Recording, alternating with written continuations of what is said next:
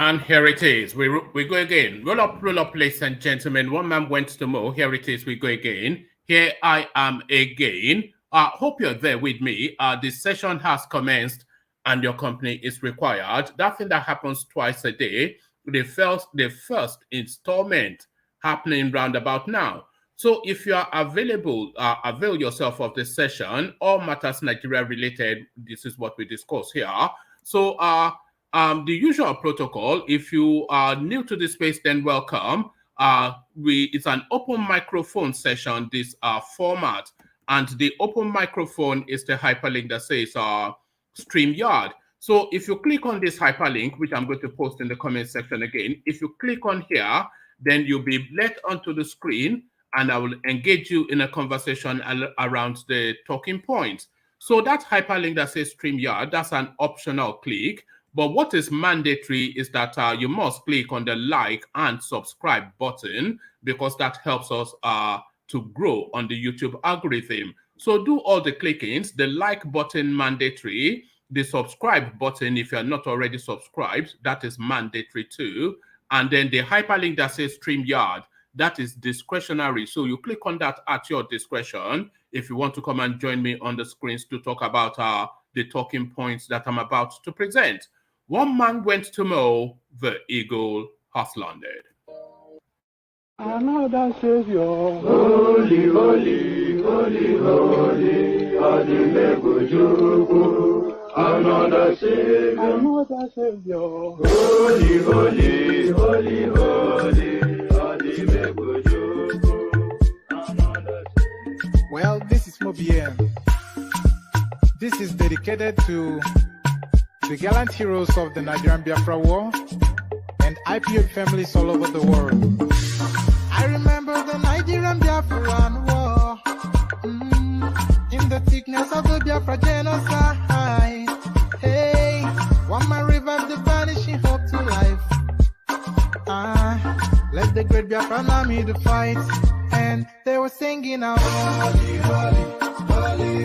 holy, holy, they were singing out, holy, holy, holy, holy, is another Savior. Holy, holy, holy, holy, is another Savior. Many years after the genocide, whoa, yet another great leader has risen up now. And he's leading the Biafrans to victory. Inyamadika yabika kwa namno. Hey, anamekele maduche mefo. Manemo, it's an honor having you on board. When I'm singing along, holy, holy, holy, holy, Nnamdi Kanu is another Savior. Just sing along, holy, holy, holy, holy, Nnamdi Kanu is another Savior. When I sing along, holy, holy, holy, holy, holy, holy, holy, is another Savior. Getting it right and getting it faster now. Holy, holy, holy, holy, is another Savior. Holy, holy, getting it right, holy, faster, never freedom. Is another Savior. Yeah, for freedom. Holy, holy, holy, holy, Nnamdi Kanu is another Savior.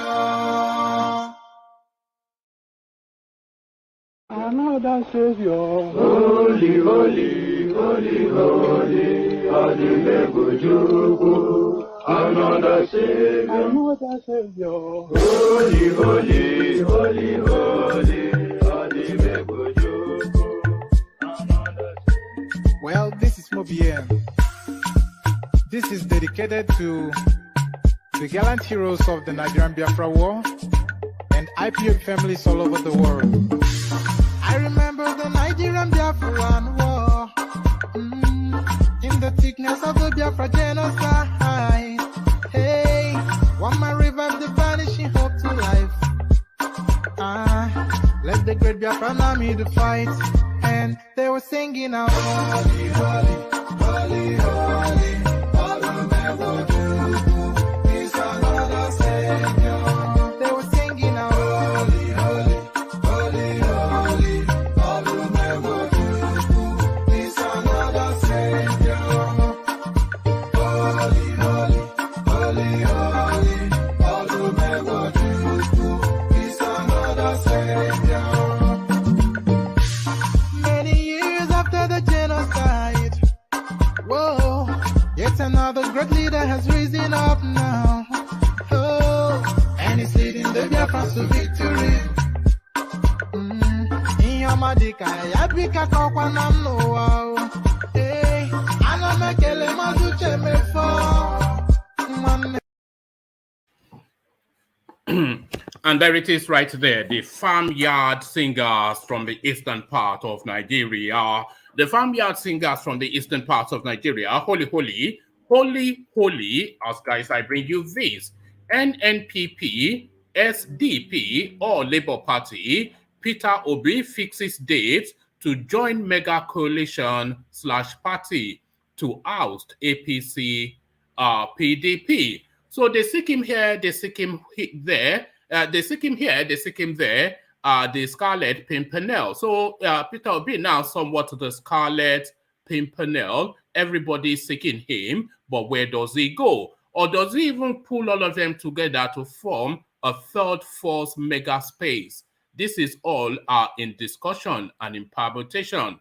NNPP, SDP, or Labour Party, Peter Obi fixes date to join mega coalition / party to oust APC PDP. So quite how that plays out, and it needs to play out fairly swiftly because the deadline for INEC, June the 3rd, so they don't want to hear stories, and they have told you that they have told us that that date is immovable. So whatever politicking is being politicked, it all has to end by or before June the 3rd. And when is June the 3rd? Today is May the 26th. So June the 3rd, essentially just a week, more or less. So from that to this, no evidence APC aspirants shared money to delegates. APC chairman Abdullahi Adamu. So squeaky clean, holier than thou, cleaner than Mother Teresa. APC party, the best party on the planet. Not a hint of bribery and corruption. No evidence APC aspirants shared money to delegates. The chairman of the party, Abdullahi Adamu. So that tells you the sort of politics that they intend to pay. So, so that some sort of dynastical politics now evolving within the Nigerian space. We saw it in the judiciary when a clutch of sons and daughters of judges, senior judges within the Nigerian space, were made judges themselves. So Justice XYZ and Justice XYZ, they've made their sons and daughters judges within the Nigerian judiciary system. So to follow through and to replace them as they ease themselves into retirement. So it looks as though that is now repeating in politics. Abacha clinches Kano PDP gubernatorial ticket. So he's not coming to play, he's coming with an intention.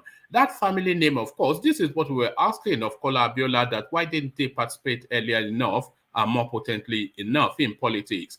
But it looks as though that dynastical politics are being played now by the Northerners. So this tells us then that we would never escape the clutches of these people because, of course, the apple never falls too far from the tree. Abacha clinches Kano PDP gubernatorial ticket. So a good chance to win. And if it's money spending, then you know that it's certain to win. Lagos prohibits corporal punishment in public schools. Commissioner.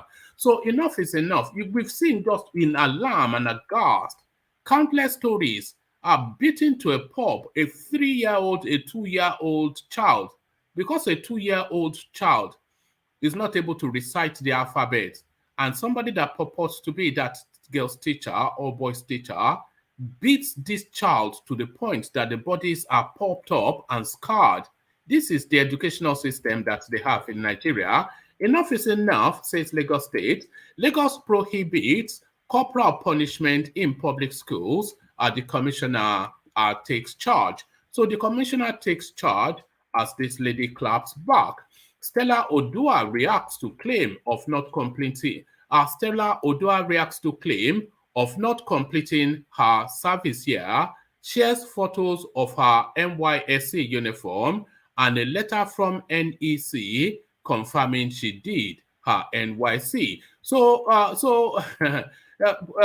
showing photos of yourself in a corporal's uniform is no indication of you serving the Youth Service Corps. But we'll see what she adds on as explanations to that, if it's sufficient enough.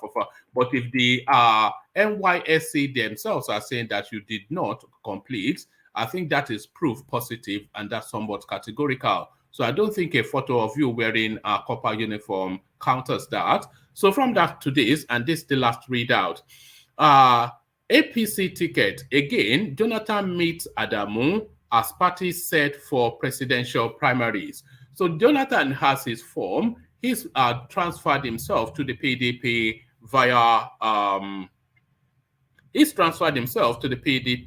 via his word in Bayelsa State. So the stage is set then for Goodluck Jonathan to ghost in the last minute and take the first prize. So all of that in place. So link back, kick back, take it easy. The usual thing that I'm pushing for.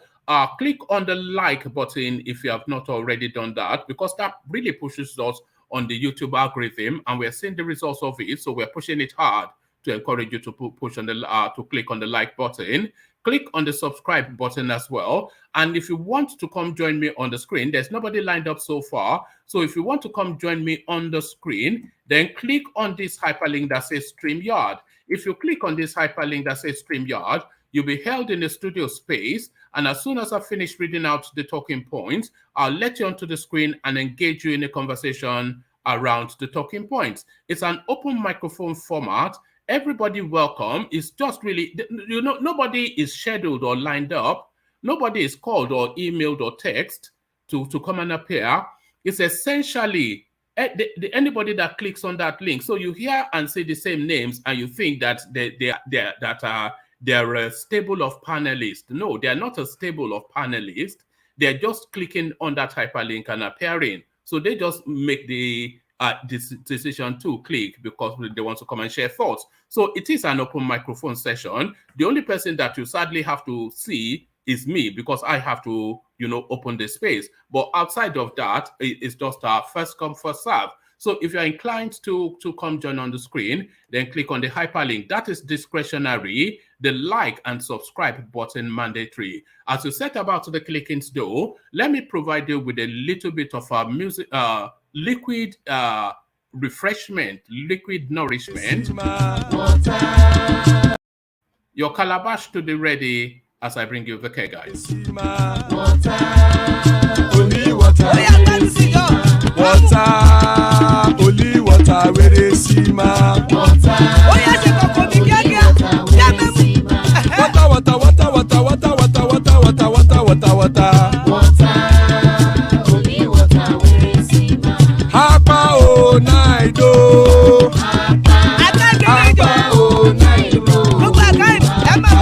Hapa you don't come oh.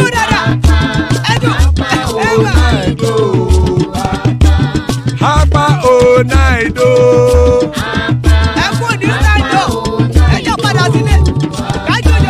Oro keke elemu ye o. Ide shodi ya keke elemu re o. Bobby master keke elemu re o. Chifu Waila ti keke elemu re o. Eruku lele elemu de.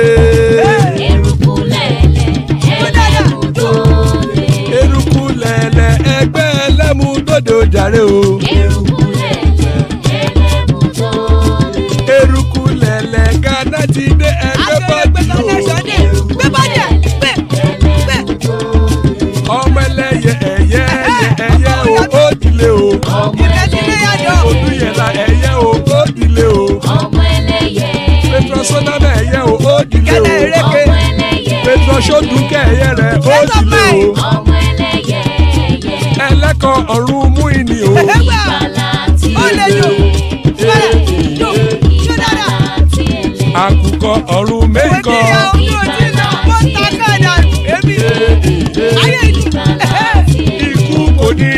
àgbéṣe o. ìgbàlà tí èlé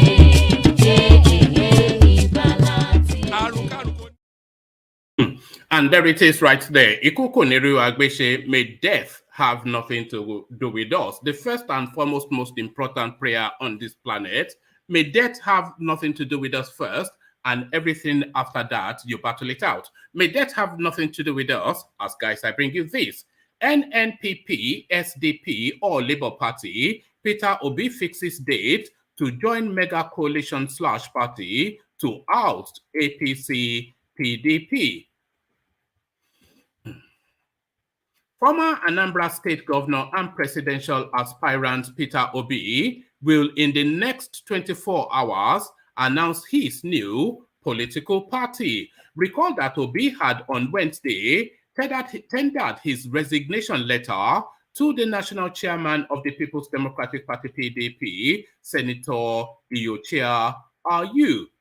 The former Anambra State Governor had quit the main opposition for the former Anambra State Governor had quit the main opposition party after failing to get majority of the delegates to his side ahead of the PDP Special Convention to elect its presidential candidate for the 2023 general elections. Peter Obi said, "It has been a great honor to contribute to nation-building efforts through our party. Unfortunately, recent developments within our party make it practically impossible to continue participating and making such constructive contributions.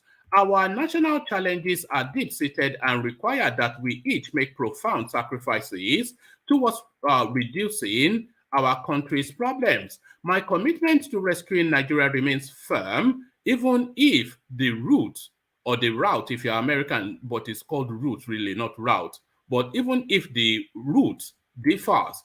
Correspondents gathered that the financial expert is now exploring different political parties and his chances of clinching their presidential ticket. Obi, who enjoys massive support from the youth, is reportedly in talks with Labour Party, Social Democratic Party SDP, and Senator Rabiu Kwakwanso-led New Nigeria People's Party, NNPP. We're in talks with Labour Party, SDP, and a few others. We will announce our new party in the next 24 hours. It will be a party that is also youth-friendly, since we have discovered that the youth form the bulk of our supporters, said an associate of the former governor to correspondents. It was also learned that Peter Obi is looking to join a coalition that could defeat the PDP and the All Progressive Congress APC in next year's election. There is a plan for some major parties to form a mega party, although this is coming quite late. Discussions are still ongoing, but Obi is expected to be the presidential candidate. Kwakwanso is also part of the discussions. Everything will be clear by Thursday, said a chieftain of the PDP. So a chieftain of the PDP then, so does that then color that somewhat? So where does he go? They seek him here, they seek him there. The Scarlet Man from Anambra. So they seek him here, they seek him here, but what are they seeking in this space? No evidence APC aspirants shared money to delegates, APC chairman Abdullahi Adamu. The national chairman of the All Progressive Congress, Abdullahi Adamu, has said that there is no evidence that the ruling party's delegates in different states were given money for votes. He, in his interview with Voice of America Hausa Service, Adamu, who stated that he feels the reverse was the case, noted that there is no law in the country stopping presidential aspirants from taking their electioneering campaign to delegates across the country. He said, "For now, there is no law against aspirants taking campaign to delegates. I don't have evidence that aspirants are sharing money to delegates. For me, it is the delegates that are selling their conscience, which is not proper. Our delegates should know that anybody sharing money to them can't be the right candidate for the party. He doesn't mean well for the country. I don't have solution for the problem. So there it is right there. The president or chairman of the APC, he doesn't have a solution to his employees, to his organization functionaries taking bribes. So there it is right there. And that sums up the last 7-8 years. Abacha clinches Kano PDP gubernatorial ticket. Scoring of the Abacha dynasty, no, that's not dynasty, sorry, I do beg your pardon. I'm starting to speak somewhat in an American inflection. Scoring of the Abacha dynasty, Mohammed Sani Abacha, in the early hours of Thursday, emerged the winner of the People's Democratic Party PDP primary election in Kano. The eldest son of the late head of state, General Sani Abacha, slugged it out with a lone contender, Alhaji Jafar Sani Bello, at the party headquarters located at Lugard Avenue, Nasarawa GRA, Kano. At the end of the fiercely contested primary election, the returning officer, Barrister Amina Garba, declared Alhaji Abacha the winner after polling 736 votes to defeat his closest rival, Jafar Sani Bello, who scored 710 votes. The chairman of the Electoral Committee, Mohammed Jamu, said their primaries was legally conducted with validly elected delegates and supervised by the Independent National Electoral Commission, INEC, police, and state security service operatives. The contest was supervised by 6 INEC officials, including the deputy director in charge of election and party monitoring at INEC headquarters, Hawa Hassan, state admin secretary, and on and on and on. So it gives us a retinue of the people that supervised it. Correspondents learned that another parallel primary held at the Sani Abacha Youth Center, outskirts of Kano Metropolis. As at press time, the result of the parallel primaries at the Sani Abacha Youth Center are still in process. It was gathered that those contesting at the parallel primaries include Yanusa Dangwani, Yusuf Dambata, Muazu Magaji, Ibrahim Ali Amin, Sadiq Wali, and Mustafa Gesto. So there it is right there, as clear as mud, politics, PDP style. Lagos prohibits corporal punishment in public schools. Commissioner. The Commissioner for Education in Lagos State, Folashade Adefisayo, says that the state government has stopped all forms of corporal punishment in its public schools.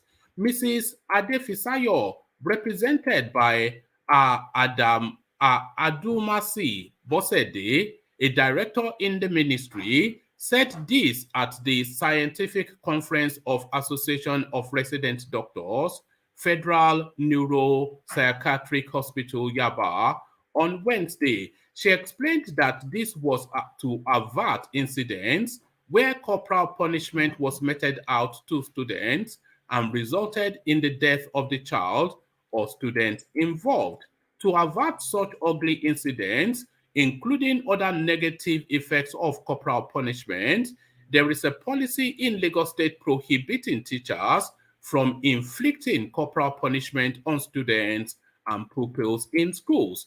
Mrs. Adefisoye spoke on corporal punishment in the modern African setting with the sub-theme examining the scientific evidence behind corporal punishment. Meanwhile, there are other alternative ways to discipline and correct children which are being adopted in schools, she said. The president of ALD, Samuel Aladejare, described corporal punishment as one of the burning issues in society now, as it was prevalent in schools, homes, and even workplace.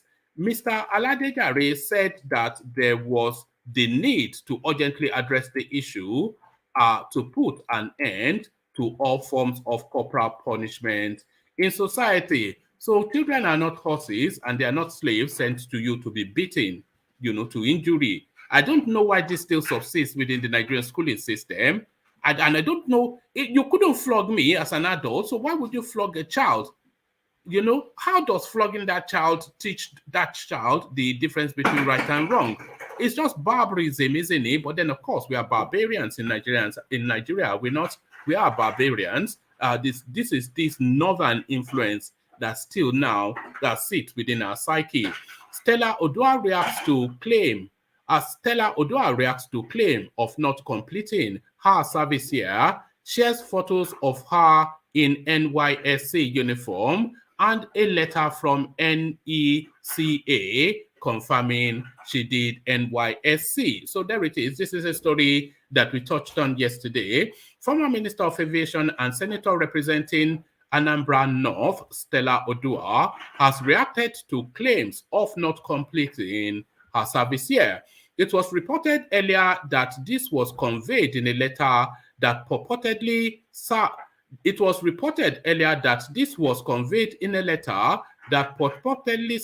as a response to a request made by concerned Anambra North People Democratic Party stakeholders.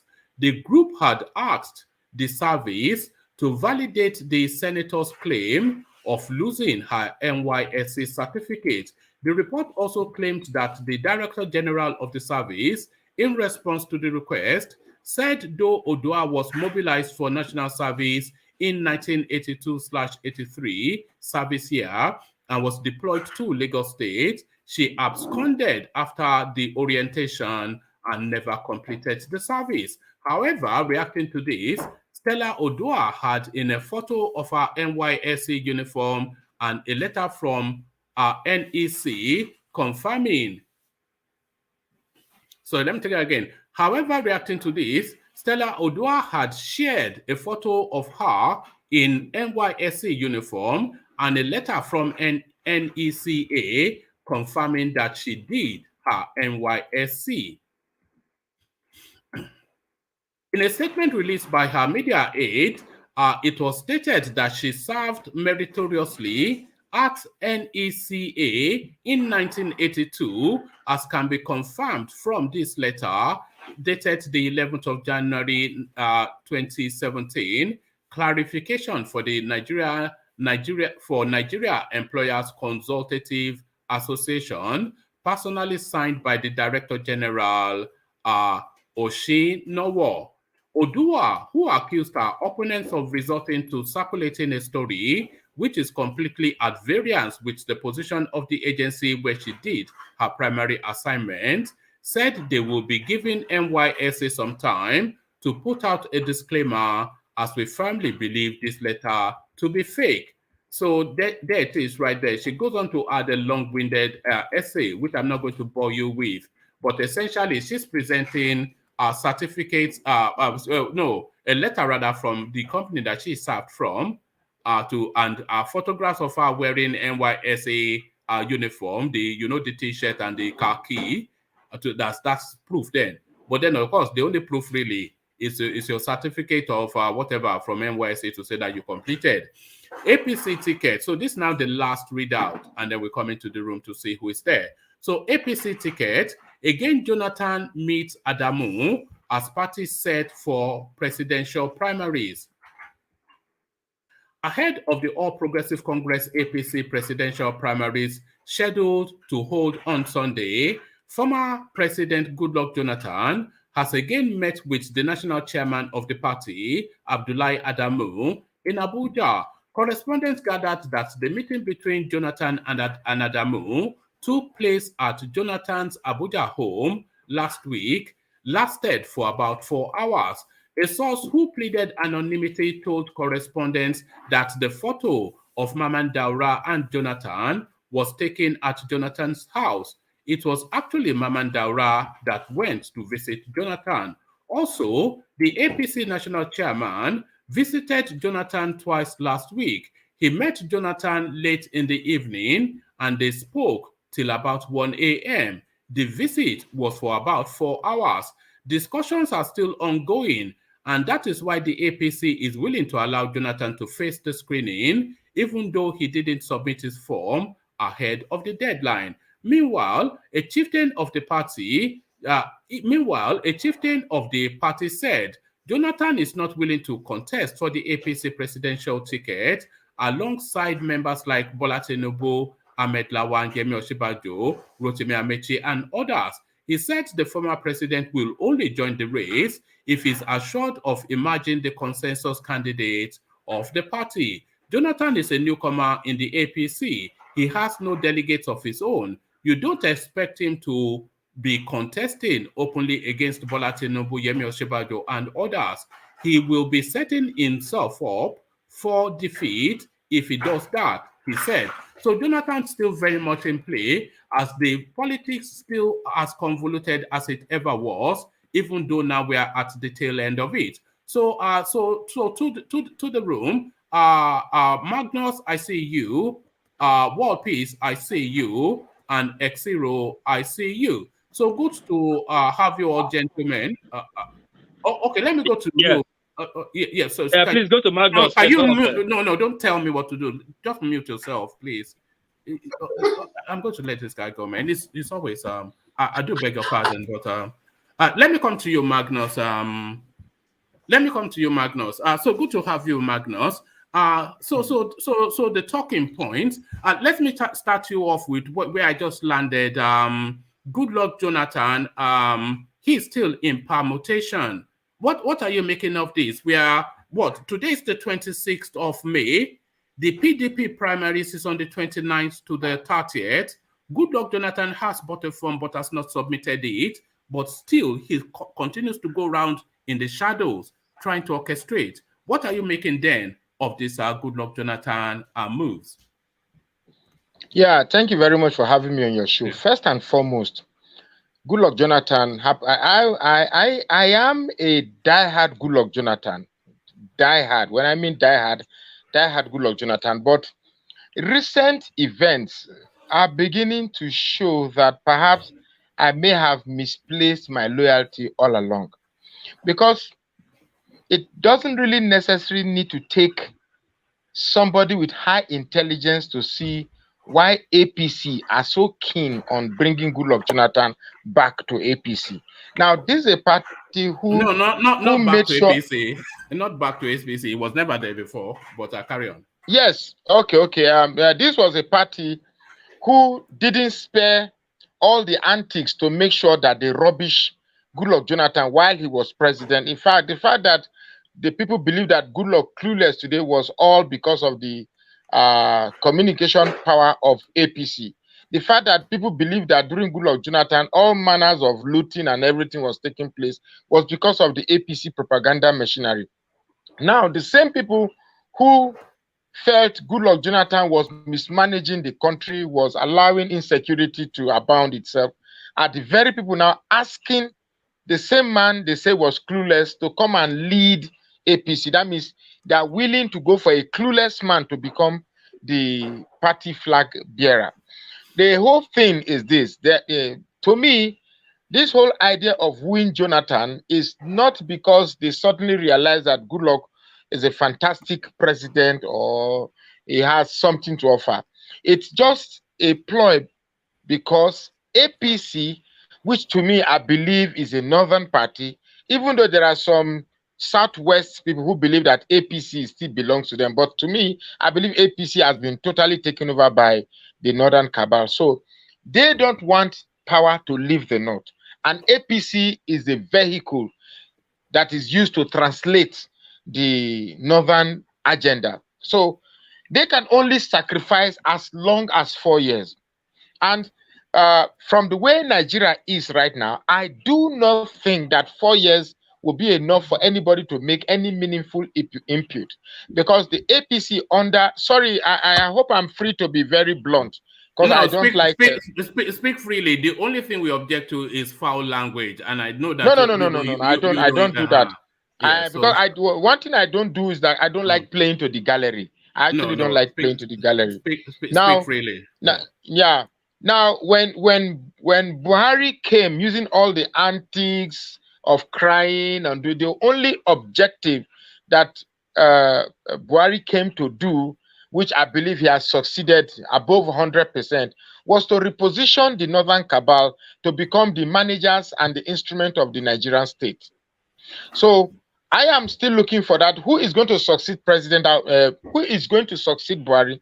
That will be bold enough to alter these beacons of power or these beacons of control that Buhari has said. Certainly, it can't be Osibanjo. Certainly, it can't be Goodluck Jonathan, because what I see is happening between those luring Goodluck Jonathan is going to be an arrangement. Okay, we are going to give you this. In return, you won't touch this, you won't touch that, you won't touch this. So I think the whole idea of bringing Goodluck Jonathan is like a stopgap between the break with which the Northern agenda is going to pause with APC to allow for 4 years of Goodluck Jonathan while entering into a memorandum of understanding that, okay, you're not going to touch this, you're not going to touch that. Security, you won't do this, you won't do that. So after 4 years, we get back to the Northern Cabal, and then it's business as usual with APC. For me, I do not like it. You know, Magnus, it is quite obvious that is what is in play. This is what the discussion has been around the Goodluck Jonathan narrative, that the Northerners want to use him as a willing tool to just put the presidency on vacation for 4 years, only to take him back. Heavens will fall. Heavens will fall if after 4 years, Goodluck Jonathan tries to hand it to a Southerner.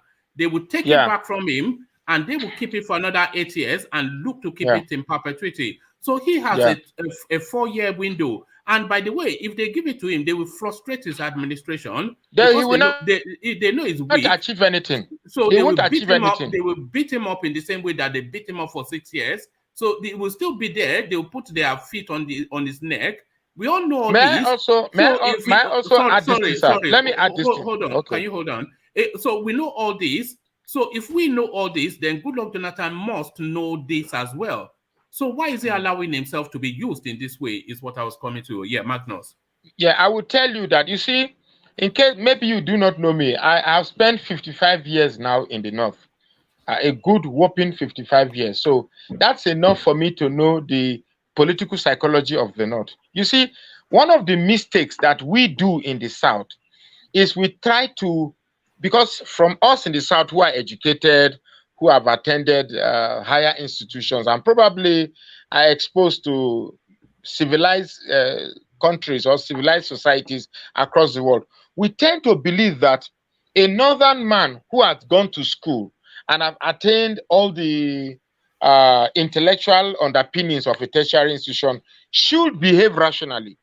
What we Southerners don't know that irrespective of how far a Northern man has driven his intellect in the 4 walls of university does not take away from his proclivity to his Northernization tendency, does not take away from his Islamization tendencies. As far as I'm concerned, no matter how educated a Northern man is, when it comes to politics, his political philosophy or political ideology is the same thing with that shoe shiner on the street. All they have is that when they want to, because when you see a shoe shiner and a professor speak politics in Hausa, you can see that the intelligence exchange is the same thing. The only difference why they go to school is when they come to you, the Southern man, they can maybe, to a large extent, match you with your unnecessary, baseless grandiloquence, and that's all. But that is what Goodluck Jonathan does not do. Goodluck Jonathan, that was what even killed him in the first. What do you think is propelling him? Why do you think he is doing this? Goodluck Jonathan. I think he wants to get back at those who betrayed him in PDP. I think he wants to get back at them. He wants to throw a last punch at them. And well, that's my opinion anyway. It's just a wild guess. But if Goodluck is doing that, it still boils down to the basic drawbacks of we Southerners. We don't play regional politics. We play ethnic politics. The Northerners, on the other hand, play regional politics. They don't mind whether it is a Kano man or Bauchi man, so long as it is with the Northern cabal and it belongs to a particular religion and a particular set of people. Whereas we, on the other part of the country, we are fighting whether it's going to be Igbo, it's going to be Yoruba, it's going to be Benue, it's going to be Ijaw, it's going to be Rivers. So, in as much as we share our vote into infinitesimal obscurity, we cannot match these people who aggregate their political relevance in bulk. Whereas we tend to compartmentalize our political relevance, and each time we throw our political punches, it's usually punches that emanates from an Igbo political activist, or from a Yoruba political activist, or from an Ijaw political activist. No time do we see our political punch or our political move or our political chess move or chess piece moved on the basis of a regional relevance. I hope you do understand me. No, I understand where you're coming from, but let me put you a position, which is a position that people are also giving thought to. A lot of people are suggesting that Goodluck Jonathan is aware of all of these things that we are discussing, because it's too obvious for him not to be aware of. But they are saying he wants to use those 4 years to propel that restructuring agenda. So all of those 4 years will be entirely, solely, if not exclusively, but predominantly about restructuring, so that at the end of that 4 years, he would have changed Nigeria irreversibly and in perpetuity. So all these things of power overloading is no longer a contention. So a 4-year restructuring administration, this is what they're saying Goodluck Jonathan is surreptitiously planning to do. Do you rhyme or do you chime with that? Do you align with that? No. Anybody who is thinking about that does not understand the Northern. If you are thinking about that, you really don't understand the Northern. You think the Northerners who are inventing Goodluck Jonathan didn't have a gameplay for all the. They must have assessed all the variables available for Jonathan, and for each variable that have been noticed, these people will keep a gameplay for every variable they've noticed. Yes, Goodluck Jonathan might use the opportunity to complete the national conference, which the Fulani cabal are totally against, because if the national confab is implemented, it takes away all the relevance of the Fulani, influence in Nigeria. So, to a large extent, I believe that the cabal must have a game response for every political variable that Goodluck Jonathan thinks is going to do for that 4 years. I will tell you that at the end of the day, what the Northern man is going to do is the fact that, okay, we know that Buhari has failed for 8 years, failed woefully. They will somehow manipulate it, that the whole failure of Nigeria, from the ones that were identified with the so much touted 16 years of PDP rule, with that of the 8 years of Buhari's rule, that gives us 24 years. And then with the 4 years of Goodluck Jonathan, that's 28 years. And they will lump everything on Jonathan. That is what they are setting him up for. At the end of the day, nobody's going to blame Buhari for anything. And while the country... I think that's somewhat a reach, that conclusion, because Buhari has done so much destruction and devastation that, you know, it's touched everybody's life in that country negatively. And it's traumatized people almost irreversibly. It's marked them psychologically. So I don't think people will forget in a hurry what Buhari put. That's what you think. That's what you think. We are very good at forgetting. I said the Hausas will use the 4 years to concoct narratives that will suggest that everything that was foiled about Nigeria was Goodluck Jonathan and the PDP. But what I am suggesting is that the people know when they lived through the experience, and they know who superintended I mean, look at the level of killings and savagery that is going on in Nigeria. It's amazing. One man, can I ask for a little clarity? I'm sure you can predict what I'm about to say. Go Is Magnus speaking about the Hausas or the Northerners? I'm a little confused. I'm speaking about the Fulani cabal. Oh, okay. Because you kept mentioning the Northerners and Northerners, sorry, but the North, it's good. with your 55 years experience, it's more than just the Fulanis. So sorry about that. I'm particular. Yes, I'm happy. I'm happy you dragged me. The Fulani cabal. And you should know you live in Jos. So sorry, yeah, I have apologized. I've apologized. No, that's fine. Sorry, Magnus. Hold on. That's a sticking point within this space. Because too often we use the North as a catch-all, as one homogeneous thing, and people come quickly to correct us that no, the North has more tribes and ethnicity even than the entirety of the South. So we are mistaking and misdirecting conversation if we say the North, as though they were just one unitary entity. But whilst I have this window, Magnus, Alexander super chats to celebrate you joining the platform. So this is Alexander Gomez, the chairman of the platform, as has been assigned, and he's saying, Oga Magnus, where were you? Some of us don't understand your big grammar. Namu, let's keep it simple and direct. Biko no, GCK. So apologies if I didn't pronounce the Igbo right, but it says Oga Magnus, where were you? Some of us don't understand your big grammar. Namu, let's keep it simple and direct. It's okay, no problem, no problem. I will take that. Because we have too many people that make us get out the dictionaries on this platform. So don't make us get out the dictionary again. But whilst we have you, let me just sample just a quick feel of your take on this now. Peter Obi. Beautiful. That was why I came into the show. Peter Obi. That's why I came on the show. So let me take you to that space then. So NNPP, SDP, or Labour Party, Peter Obi fixes dates to join either mega party or mega coalition. So, one, what are you making of him leaving the PDP at the 11th hour of decision? And where do you think he's going to park his popularity? And how do you think it will play out for him in the final wash? So all of that in a very short summary. I will try as much as possible to get this thing done. First and foremost, let me tell you, I am a diehard Peter Obi supporter, and the reason why I support Peter Obi is because of his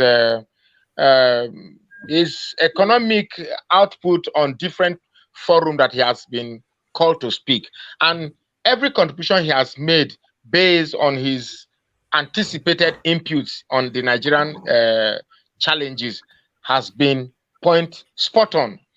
And Peter Obi, like NSAS, was a brand that has no religion, that has no ethnicity, that has no region. Peter Obi was a brand. So you don't see him as an Igbo champion. I'm going to come to that. You're trying to rush me. I'm taking it ladder by ladder. So when I saw Peter Obi in PDP, I was like, wow, okay.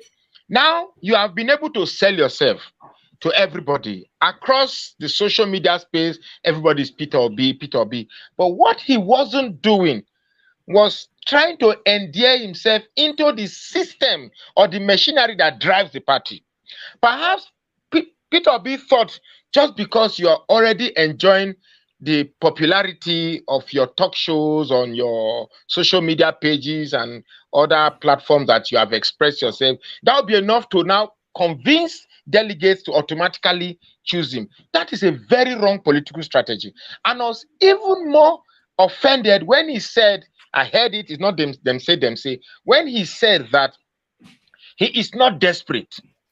At this point in time, in this history of Nigerian politics, every politician, even though you are not desperate, it was wrong for him to make that statement. I believe that any politician who is coming to rule Nigeria must show a very strong determination.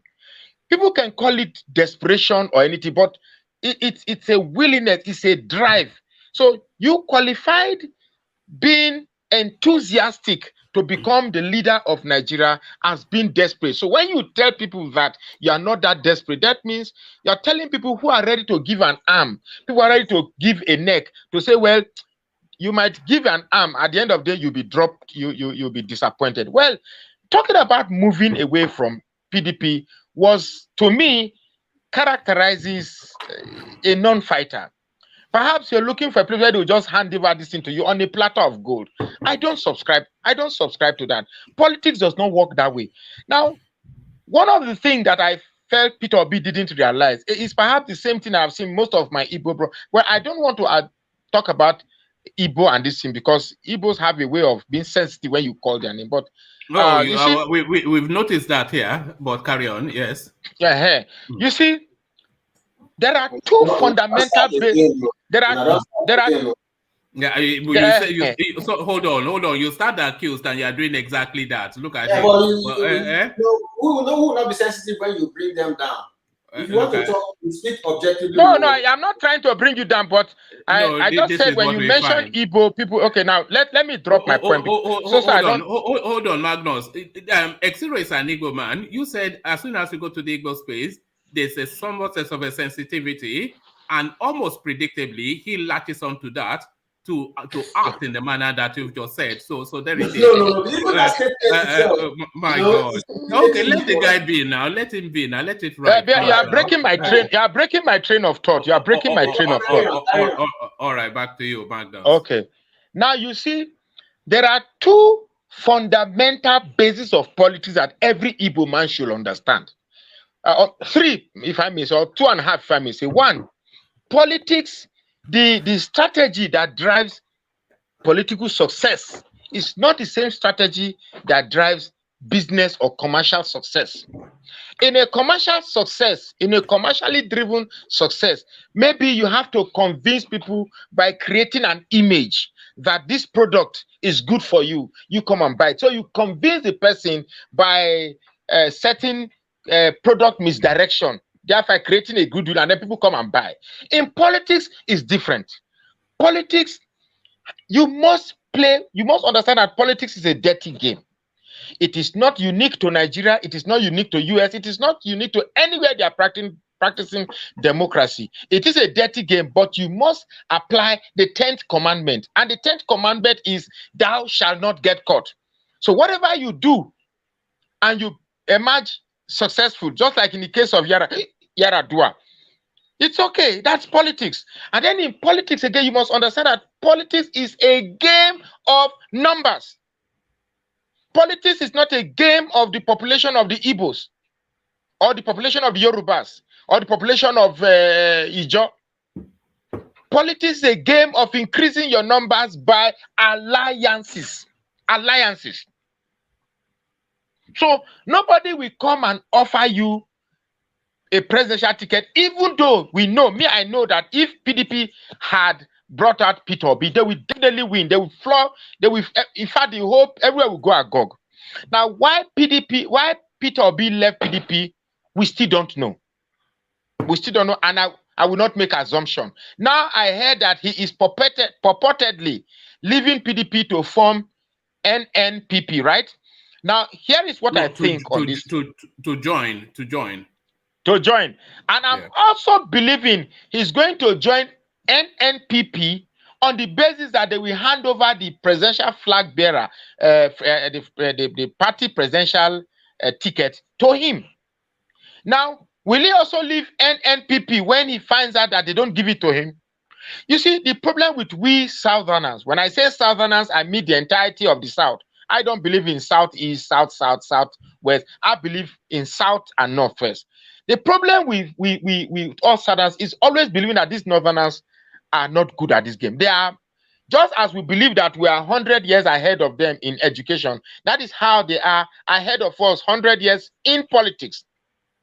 You get me? They might use Peter Obi to get the necessary traffic to the party, and when that happens, they come out with their joker.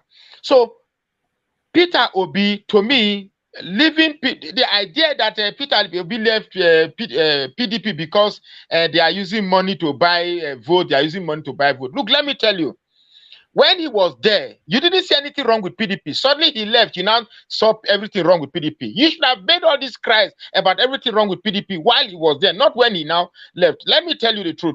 If you want to control or change a system, you must first grab the system into your control. You can't be in a luxurious bus and you are sitting at the back seat. You are shouting, "Oh, driver, where did the carry us go? Driver, you know, go away. Now, there be the road to Onisha. Is it the road to Onisha?" You are just talking because at the end of the day, it is the person at the steering wheel that navigates where the luxurious bus will move to.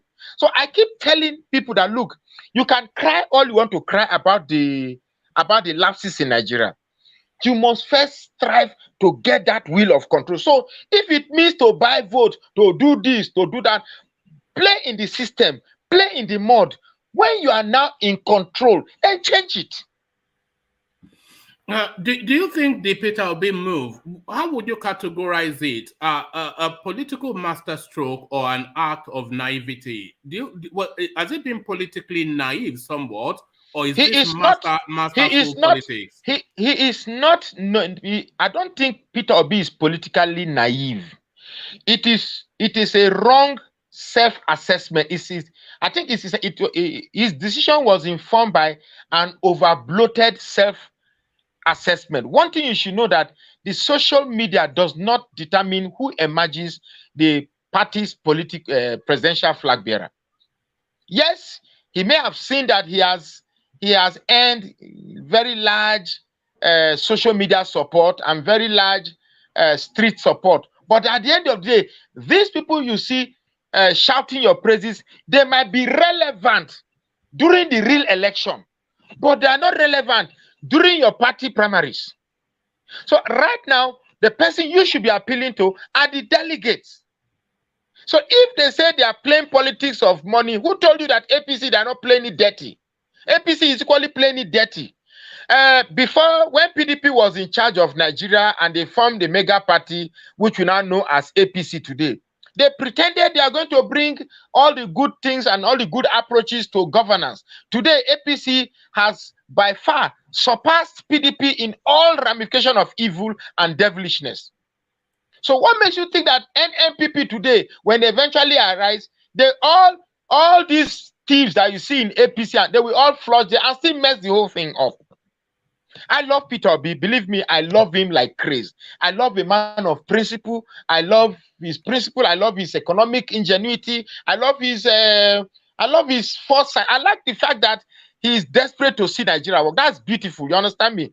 But I think he, in fact, leaving PDP only made me to view, say, okay, perhaps he is just there on the basis of it is Igbo turn. And since he has seen that an Igbo man will not get it in PDP, he better goes to another party. And then while leaving PDP, his supporters will start demonizing PDP, that they are corrupt, they are pressing dollars, whether you like it or not. If they like, let them fall NMPP or ABC or XYZ or ZZX or FYT. The next president will come out from PDP or APC. You get me? Name it anyhow. Yes.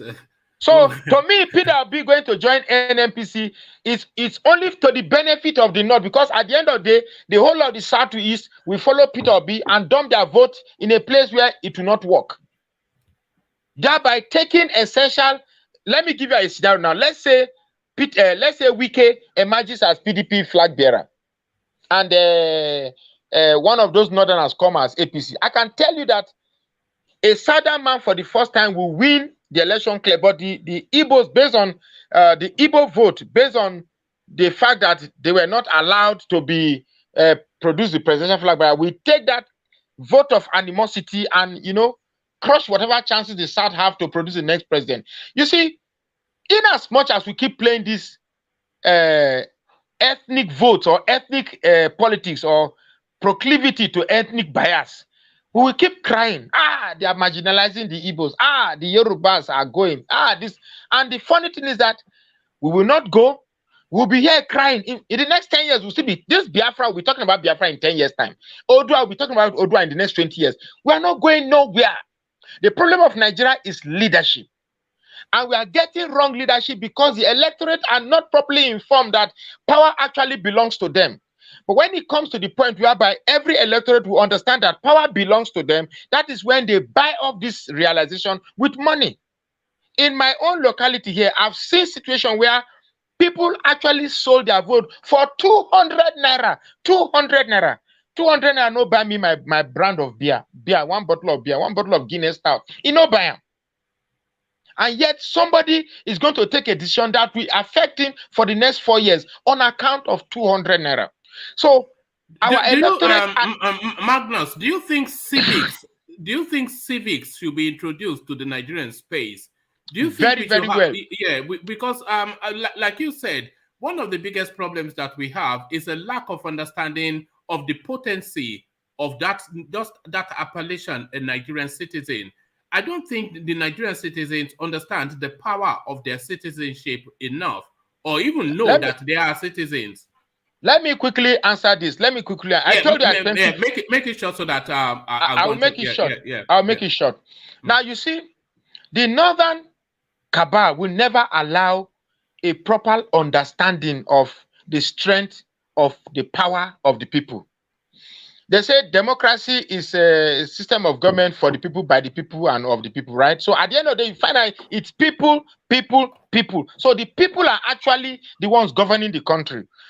But they not practice a feudalistic system, a feudal system. And in a feudal system, the elite are the ones governing the talakawas, otherwise known as the proletariat. Abi?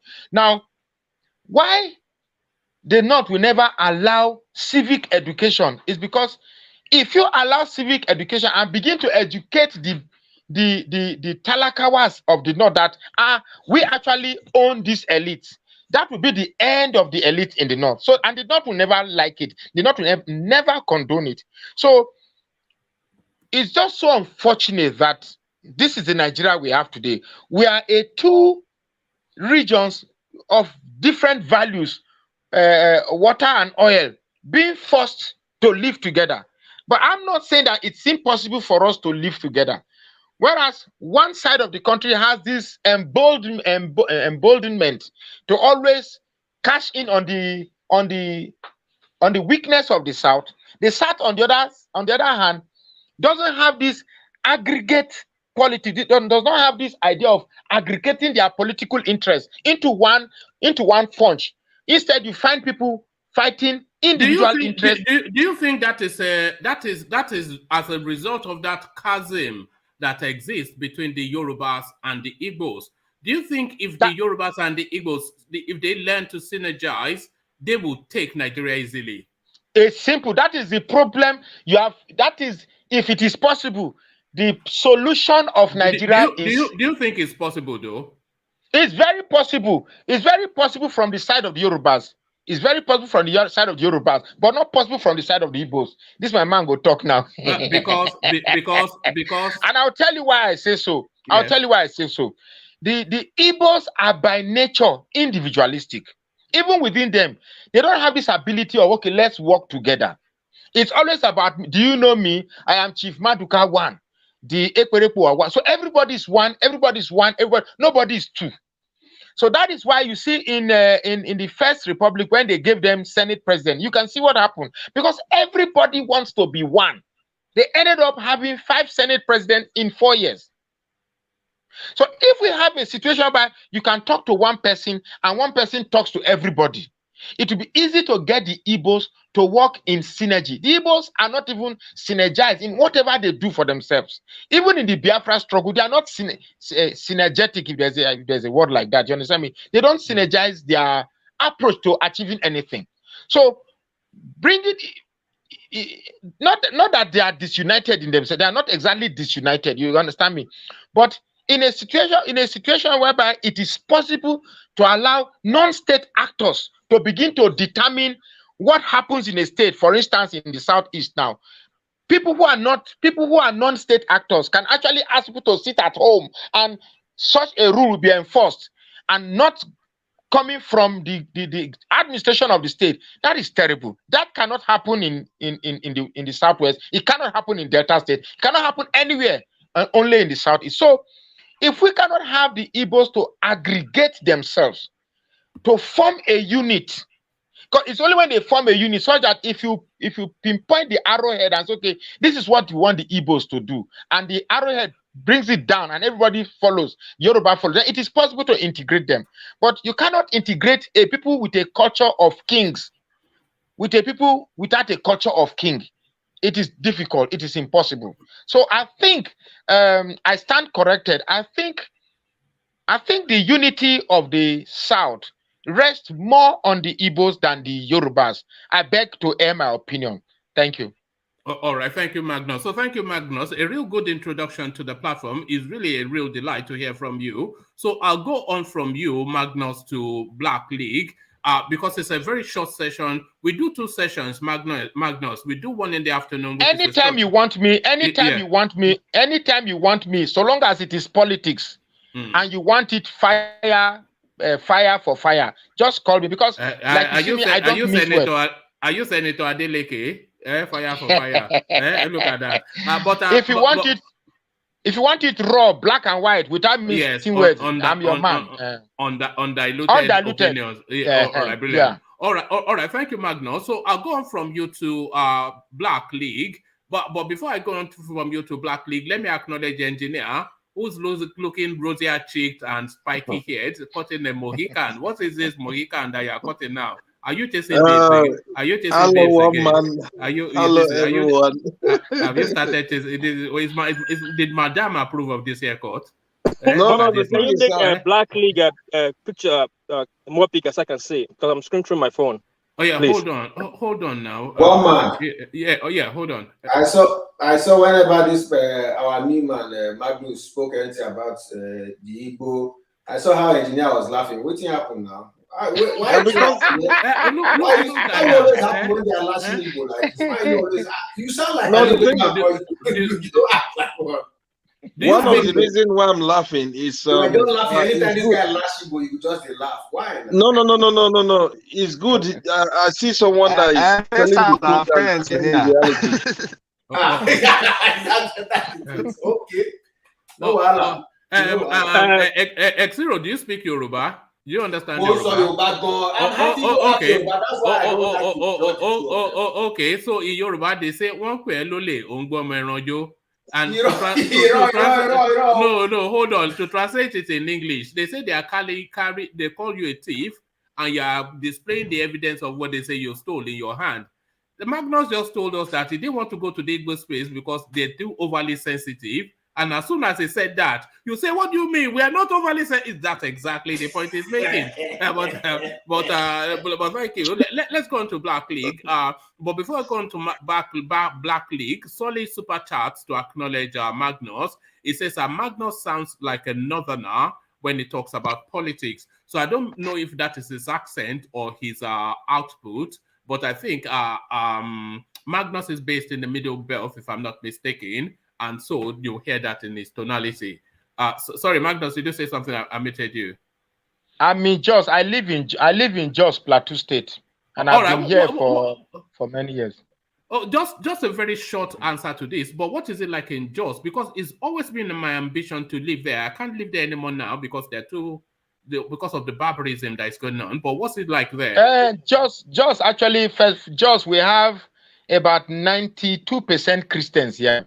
But like most of these core radical Muslims, anywhere you have them in small numbers, they tend to prove as if they own the place. So they want to cause. But Jos, to live in Jos, so long as you are living with Christians and you don't find yourself in Muslim areas, you are very good. You're very, very safe. You can talk. You can imagine. I've been doing a lot of videos, and so it's very safe, provided you are not within the Muslim area. Thank God, if you are going to South, it's through Christian areas all the way to South. So I think that's why a lot of us find it convenient. As a matter of fact, in the state capital, there are more Igbos residing in the state capital than the indigenes themselves. All right, brilliant. All right, thank you, Magnus. So here in Jos now. And this your guy. Sorry. This guy that you say is your boss, can he call me later so that we talk? I like to talk with Indigo. No, it's not Indigo. It's a full-blood Lagos man, Alexander Gomez. Okay, I thought Is he not the one that said who are you when I talking talked about Igbo, he responded? Was he not the one? No. X0 is not my Ogao. Is my T boy. Is my T boy. X0. My cup is running. My cup is running rather low. So okay, let me go get you. Mr. Magnus, I enjoyed you. I just quick flavor to what you say, but I just want you to tone it a little bit down. All right, one at a time. But say what you want to say. World peace, then Chris. Quickly, then we go to. It's only the pressure of time, you know. Always. Sorry for that time I was speaking. I was in the mall. I wasn't hearing you clearly. I thought you said I should take the floor. So I wanted to tell you to let Magnus take the floor because no. Sorry if I was a bit abrupt. It's okay. I was trying to ease in, and then your voice cut through. And no, sorry, I wasn't hearing you at all. I was in the mall. Oga Magnus, call me later. Oga one man. This is just one of my people. I have more than 20 of Magnus in my archives, so I'll bring them one by one. Oga Magnus, call me later. And Anthony, call me later. We'll talk. All right. Magnus, call me first before you call World Peace. Oh God. Okay. Call me first before you call World Peace. Before you change you. All right, thank you. But the haters are calling everybody. All right, thank you. So if you have more people as very forceful in their opinions as Magnus, then please, we want to hear from them. But we especially want to hear from World Peace as the politics starts to get interesting within the Nigerian space. Goodluck Jonathan back in play. Peter Obi leaves the PDP, destination unknown, everything just up in the air. So where are we going to land all this? Let's start you off with Peter Obi, World Black League, because of course. Can I have my question before you continue? No. So sorry. Let me just carry on because it's the pressure of time. It's the pressure of time. Let me go on to World Peace.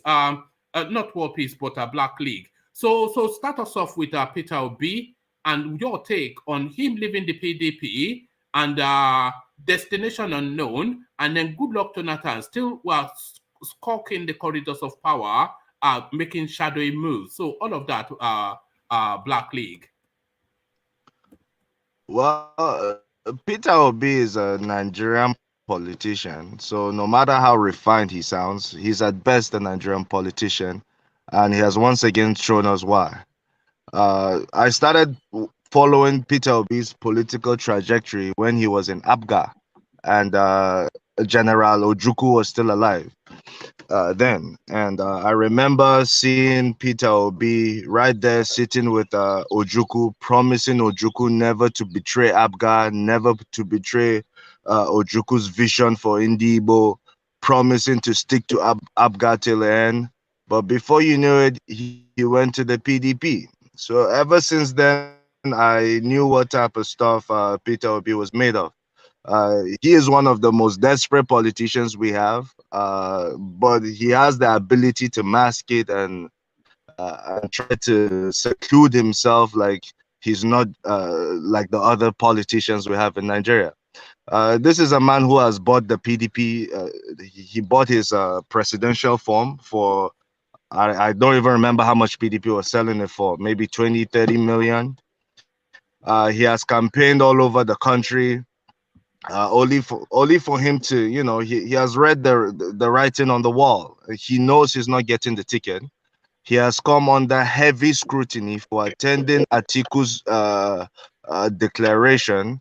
After Atiku's declaration, he granted an interview right there, praising Atiku to high heavens, telling us how Atiku is the best material we have right now, just for him to come out and declare maybe a day or two later. So I'm thinking, if you're praising this man to the high heavens, you're telling us all of Atiku's good traits, then why should I vote for you if I'm a PDP delegate? So that he was just inclining, he was showing his interest in becoming Atiku's vice president. That's plainly what it was. So he came under heavy scrutiny, especially from his people in the Southeast. So now he wants to prove that he has regained his manhood, and he's saying no to vice presidency, saying he has to be president, is either president or nothing. He's leaving the PDP now to be accepted in APC. The APC does not have a stronghold even in his domain in Anambra State. He has no other option. My advice for Peter Obi is just to save whatever money he has left and, you know, put it to good cause and just forget about presidency, because he is once again showing how desperate he is. I heard him say no, he's desperate for a change in Nigeria, this and that, and the other. It's speaking like a just classic political speech. I mean, Peter Obi will not get me with that. You are breaking up somewhat, Black League. But carry on. Is it better now? Yes, much. Okay, so yeah, so I mean that's all it is for Peter Obi. He's just a desperate politician, and to Magnus's assertion that Peter Obi is no more than just an Instagram model that just popular online. It's just some Instagram babe, just online following, no more, and is conflicting this with real politics. What are you then making of what Magnus suggested? Even with the online following, I don't think is relevant. The politician with the most followers online is Atiku Abubakar. It's not even Peter Obi. If you take Twitter, for instance, Atiku has the most followers on Twitter, even way more than the current president. So even on social media, I don't see Peter Obi pulling his weight. And besides, social media does not guarantee winning any elections, either primary or general election. So Peter Obi should understand that, yes, I mean, even see the crop of politicians that are propping him up, the likes of Doyin Okupe. I mean, these are people that cannot prove political weight. Peter Obi got done with Anambra. Black League, Doyin Okupe once upon a time told us he had retired from politics, so I was surprised to see him there again. I wasn't surprised. I know these men. I wasn't surprised. But as politically speaking, Peter Obi is just nowhere on the map. After his stint as governor of Anambra State, he tried to bring his man Obazie, the man with the white beard, but Obiano, which was his man too, won the elections against his own wish.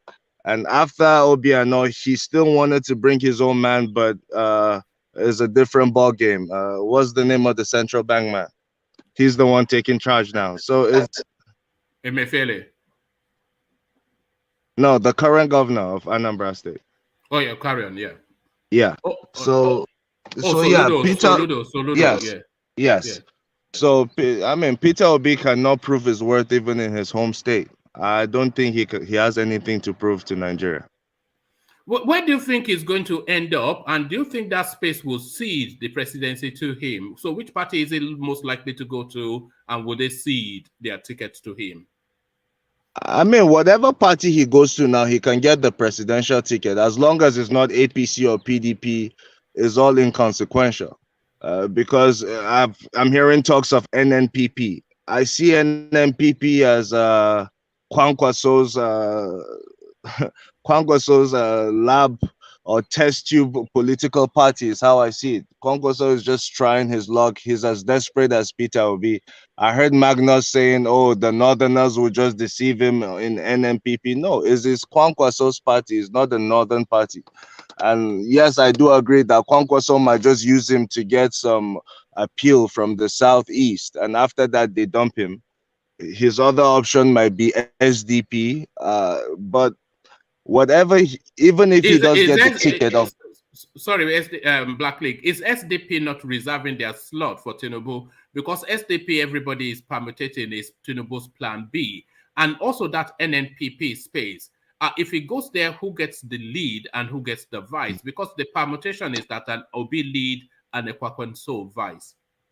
Well, I've also followed Kwankwaso for a while. Kwankwaso would never agree to that. Kwankwaso, I dare say, is more desperate than Obi himself, and he has shown it. And he was bold enough to start his own political party that they are all rushing to or planning to rush to or put in as their own plan B. Kwankwaso did that for a reason. He didn't go create the party just to get a vice presidential ticket. I don't think that's who Kwankwaso is. So these are all just political desperados taking Nigerians for a ride once again. Some may speak good English, like Peter Obi with his soft voice can come and try to sway Nigerians' emotions, just like he did with delegates. I mean, this is Nigerian politics. He's visiting delegates. All he's doing is lecturing them, telling them about China's economy, this and that and the other. That's not how politics works in the PDP, and Peter Obi is way more experienced. He knows better than all of us when it comes to this stuff. So I'm a little surprised that was his move. To me, it's just desperation at its peak. All right, Black League, I want to acknowledge 2 super chats that pointed really in your direction. No surprises who is super chatting. Alexander Gomez super chats to say that as per Black League's assertion, Obi is wishy-washy. So he agrees somewhat that the guy not quite the full ticket, the champion from the East. And he super chats again to say, Black League, the master of political idiosyncrasy. Don't make me pronounce. You can pronounce that. You are the English speaker. Black League idiosyncrasy. So yeah. There it is. So that's Alexander super chatting to you. So but we discussed just a sentence to Alexander. I appreciate you, Alexander. Remember when I told you your man is going nowhere, Rochas Okorocha? I'm sure you followed the recent just happenings. Remind him of our money. That's it. Yes, I know. That's what he's doing. Now you're asking him to get his long ago, I told you about Rochas Okorocha. He's going nowhere. He already committed his political suicide. He has gone somewhere now. Black League. Black League. I'm sending you my account number. He's eating Gary Anewa in DSSL. So that's where he has gone to. And his man Buhari is aware of all this happening. So I mean, that's just to tell you where he's going to end up. Hold on, rational mind.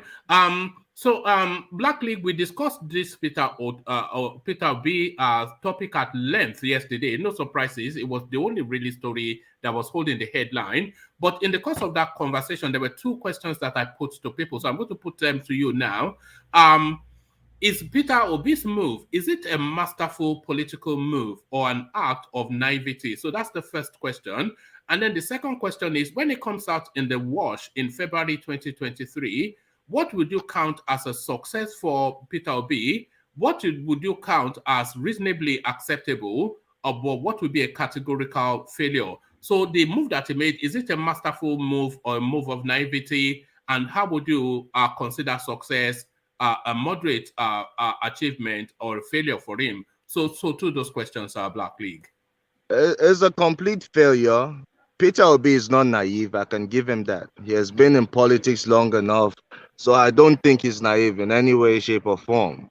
I think what happened is he's trying to prove to his people, when I mean his people, the people of the Southeast, because the overwhelming narrative in the Southeast is we deserve presidency.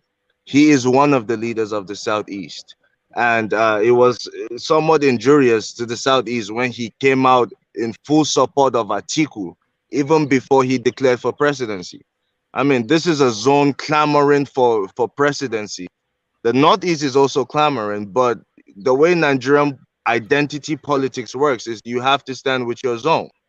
After he did that, the type of backlash he got, he's trying to reserve the integrity that is left of him, and maybe that's why now he's searching for whatever party will give him presidential ticket just to say he did it.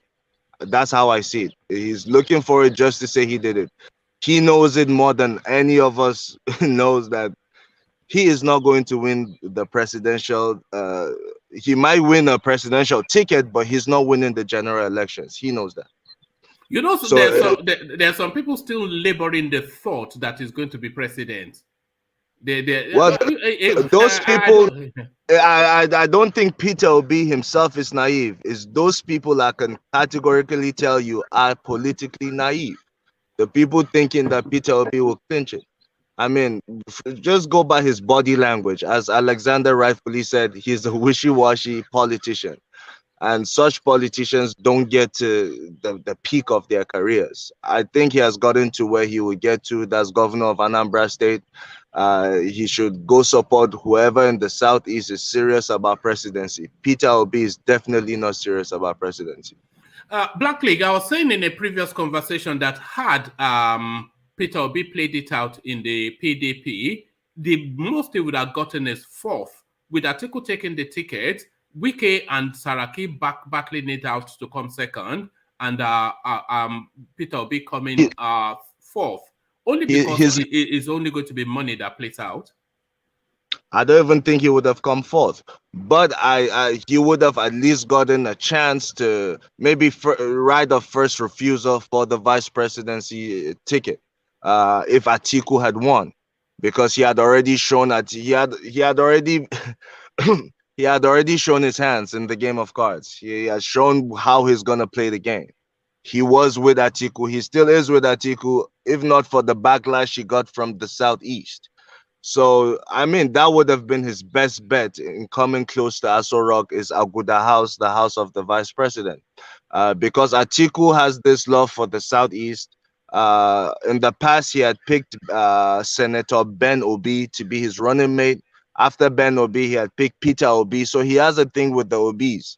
Atiku might have gone with Peter Obi again, but him leaving the PDP, I don't see Atiku overlooking PDP politicians to go and get a Peter Obi in another party, let's say Nnpp, to come back to the PDP. No, that would be too wishy-washy if he actually came back. And even if he does make his return, I don't think the PDP stalwarts would take him serious.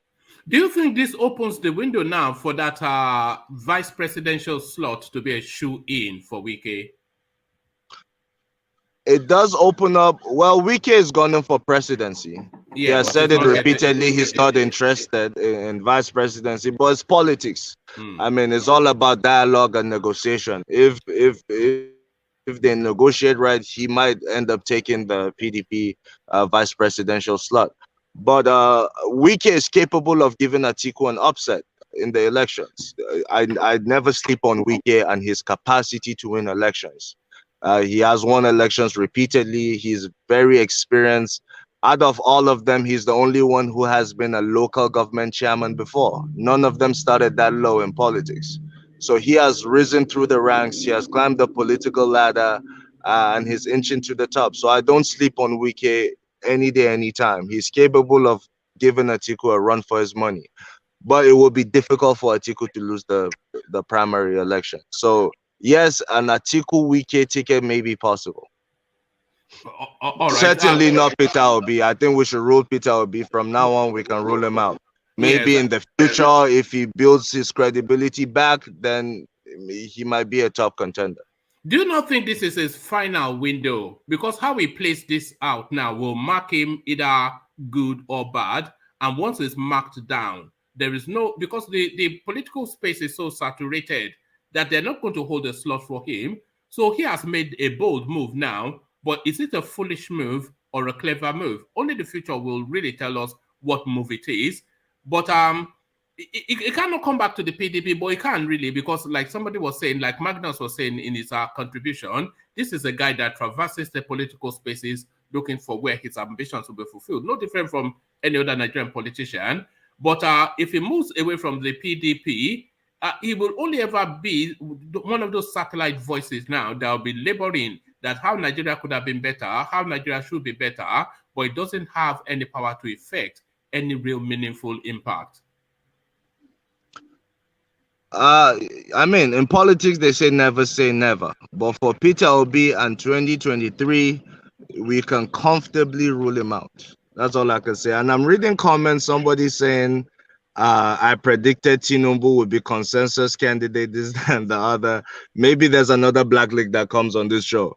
But as for me, I've never said Tinubu would be a consensus candidate. I've never rated him highly politically as to 2023. But that's just to digress to Tinubu. All right, Black League, you must certainly be talking some sense at last, because you are now getting your compliments of abuse. So here is Durogo. Here is Durogo. So who says that, one man, you should learn to stop bringing drunkards to your platform. Most of the guys that have spoken seem to think from their anus, from Magnus to the idiots talking now, Black League. So you must be talking sense because you are now getting your abuse. Well, at least we're bold enough to come on and have our opinions shared with people, you know. I invite whoever wants to come on to also come on and be criticized. But it is part of the game. We are used to it by now. It doesn't stop there, Black League. They says Mayego called these kind of people intelligent diderins. So intelligent idiots for the purposes of people who don't understand Yoruba. Yes, because people like us, see what it is and say it like it is. Yeah. Of course, Peter Obi is a very popular politician when it comes to middle class people and people, educated people, the people who don't actually vote. Yes, Peter Obi is very popular amongst them. So of course, my opinion would be highly unpopular. But with time, you get to dissect what I'm saying and see Peter Obi for who he is. Nobody has said Black League is wrong. He wasn't with ABGA. He didn't promise Ojukwu this and that to Ojukwu's face. I mean, I have these clips. I watched them years ago. So I have been studying Peter Obi, and these people who come and talk really don't understand politics, and that's my submission. All right, thank you, Black League. Did you want to come in, X0, before I take Black League to another talking point? Yes, I want you to also look back to your narratives from the past. You've always been hammering on the Igbos are finally going to settle for the vice presidential slot. Now someone is making an attempt to break that jinx, and here we go again. No, that was always a slot. If you had stayed with the politics, that would have been a slot. I'm sure. So it's still. He tried to be too clever. He tried to be too clever. His people want him to go for presidency. He came out that, I mean, politically, that's just that's the height of. I don't know what to. Let me ask you a question. I'm listening. When Adams Oshomole won the Edo State election with Labour Party, was Labour Party any of the two biggest parties? Labour Party has had Edo and Ondo State. Those are upsets. I didn't think that it was under a Labour Party before Adams took it with Adam won through. But you have to look at the individual. Who else has it happened to like that? Adams Oshomole had name recognition all over the country. He could have even went for president after being the president of the NLC, Nigerian Labour Congress. He had that name recognition going for him. Well, him and Obasanjo were tight. He was close. Him and Obasanjo were almost contemporaries. Him leading NLC, Obasanjo leading the country. So Adams Oshomole is a case that stands on his own. You cannot compare him to Peter Obi, that is a trader, doesn't have the name recognition. The only reason you know Peter Obi was because he was governor, and that's it. And as governor, he stood on the shoulders. He stood on the shoulders of a giant in the name of Odumegu Ojukwu. That's the only reason you know about Peter Obi.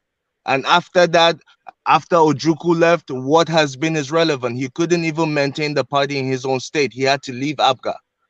Listen, I know about Southwest politics, especially Southeast politics, especially Peter Obi's politics. Are you done? Okay, I'm not rubbishing your opinion. I'm just saying within this space, a pace of 6 months, we'll see the changes that will come back. Because it started with Peter Obi's name wasn't ringing for a while, and even one man could testify that after a while, he even began to reckon with the guy. And I promise you, in the next 6 months, it's going to change. One man, you want him to put money on. I don't like doing this to these people. You want to put money on it, let's go that route. We can say all we want. Peter Obi, as far as 2023 is concerned, my brother, I don't want to take your money. I really don't want to. I really don't want to. Hold on, Black League. Let's just be clear on what's being said. So, X0, are you laboring the maybe misapprehension that Peter Obi is going to be president, or not? Maybe not a misapprehension, but are you laboring the thought that Peter Obi is going to be president of Nigeria in March? No, let me tell you what I'm saying. Yeah. What I'm saying is, so you can be also scientific. Yeah. What I'm saying is, before this current traction of Peter Obi, you wrote him off entirely. Right. After a while, you began to reckon with him. True or false? Well, that's false. I've never spoken on Peter Obi before. Man is here. Oh, you're talking to one man. Okay. Yeah, one man. Yeah. True or false? Well, no, I went with the popular opinion, so I don't dismiss anybody. I just present to no, but have your thoughts. you can attest to the fact. I'm not speaking because I have Igbo affiliation. I'm speaking now because objectively, this man has risen within this period to gain traction. That's what I'm saying. My brother Peter Obi has no principle. Is he just finding out about money politics? He didn't play money politics before. He doesn't know the party he belongs to. This man is a major stakeholder in the PDP. PDP made him who he is. ABGA and PDP, they share that glory. So this is a man, it's not like me and you that we don't know the inner workings and what happens behind closed doors in the PDP. He attends those meetings faithfully. So is it just yesterday this man found out, oh, it's money politics, let me run away? No, of course not. We cannot be that naive. The writing was on the wall. He clearly read it. He knows that he will not be picked, that he will not get the ticket, period. And he's looking for where he can get relevance. Blackly, among the pack, can you tell me who you will prefer to be the president of Nigeria? I'm not saying who will emerge. So it's a different conversation now. If you are left, no, just tell me one person you think you like to see be the president of Nigeria. I would like to see Pat Utomi. I've said this when I first came to this platform. I'm saying it again. Pat Utomi is my man any day, anytime. He would make a fantastic president. What? He's not contesting, is he? You said who I would like to see as president. That was the you didn't ask me who was contesting. Among the current people jostling for it, I don't see any candidate that I completely subscribe to their agenda for the country. That candidate hasn't stepped up yet. I haven't seen one. So you can't even say, okay, this is the one I think is better for this among the best. I'm telling you, I've seen them all, and I know their political trajectory. None of them would offer anything better or anything better than we've seen in the past. None of them have that capacity to. The one that has is not coming out. All right, hold on, X0 and Black League. Let's hear from Engineer Joseph, who wants to come in. Funnily enough, they've got two engineers and they're both called Joseph, but not your engineer, but the new engineer Joseph. So, engineer, I think you wanted to come into the conversation taking place between X0 and Black League. Yes, thank you very much for this opportunity to be part of this discussion. Good to have you. As for Professor Patutomi, I believe he has an interest to pick up a form for Labour Party even later today, being Thursday. But for the chances of Peter Obi is still very, very bright. The truth is that to become president. Yes, it's still very, very bright. The truth is that I'm an APC member. I've been in APC since 2014. I have friends that are in PDP. But the truth is that the point we are right now in Nigeria, the 2023 election might be very different from what we've been seeing since 1999. Peter Obi going, like right now, he has plans. He's talking with the leadership of Labour Party. He wants to see if they could get him on board as their candidate. And then, Labour Party, NNPP, and ADC, and a few other parties, they've agreed on a coalition to work together. Kwankwaso will emerge as the candidate of the NNPP. Peter Obi could emerge as the candidate of the Labour Party. And when they come together, they will throw up the ticket of Peter Obi and then Kwankwaso. But the issue is the coalition. And let's not think that it's Peter Obi as an individual. There's a whole lot of movement that are pushing this particular project. I'm in APC. I have a whole lot of people in APC. I know a lot of people in PDP and a lot of other parties. There are even a whole lot of people that are not partisan, that are part of this movement pushing Peter Obi candidacy. The truth is that there's a lot of challenge that might come up in the coalition. But if they can resolve that and present the candidacy of Peter Obi Kwankwaso in the next few weeks, you will see the visibility and the popularity of that candidacy it will spread like wildfire, and then you understand that even a whole lot of people in PDP and APC as of today will move, because an average or a typical Nigerian politician, when they read the signs and they see that it's clear, you will see the mass defection that will happen. And just in a couple of days to a couple of weeks, it will become very clear. It's not about Peter Obi as an individual. Sorry, there's a movement. Sorry, hold on. It can't be clear in a couple of weeks, because you only have till June the 3rd, which is just about 7-8 days. So by June the 3rd, INEC expects all names submitted. And if your name is not submitted, then better luck next time. So within the next 2 days, decisions have to be made as to who is in play. Yes, that's why decisions will be made. Yeah, decisions will be made before. That 10th of June is next week, Friday. So before then, all these parties will present their candidates. Like I said, Peter Obi is looking at Labour Party. Kwankwaso is in NNPP. And then Kwankwaso is not the one that formed NNPP. NNPP for the past 21 years. He just joined the party, but the party is undergoing branding transformation right now. Who was their candidate? Who was their presidential candidate in the last elections? If you go through you browse, you find out their candidates. They are the candidate, but it's not a popular person. They've been on ground for a long time. I've heard that narrative of that party being in existence. It started from from the maritime industry, and then became a political party. I've heard of that narrative. As far as contesting presidential elections and bringing it to national discourse, it's Kwankwaso's party. Take it from me. Yeah, it's the arrowhead of the party. If you call it as a politician, you call it Kwankwaso party. It's just like Tinubu going into SDP maybe a couple of days, and then you refer SDP as Tinubu's party. That would be wrong. No. That's completely different. SDP has had the likes of Moshood Abiola. They've had candidates who came to national discourse with the SDP, not NNPP.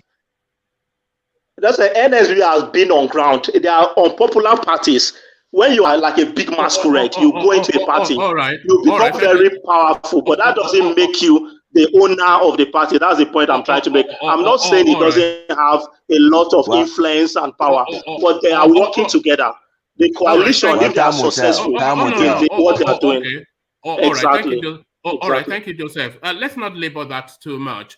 I think essentially, Kwankwaso, whether he formed the party or not, is certainly the arrowhead of the party, and he controls it. I think we can all concede that.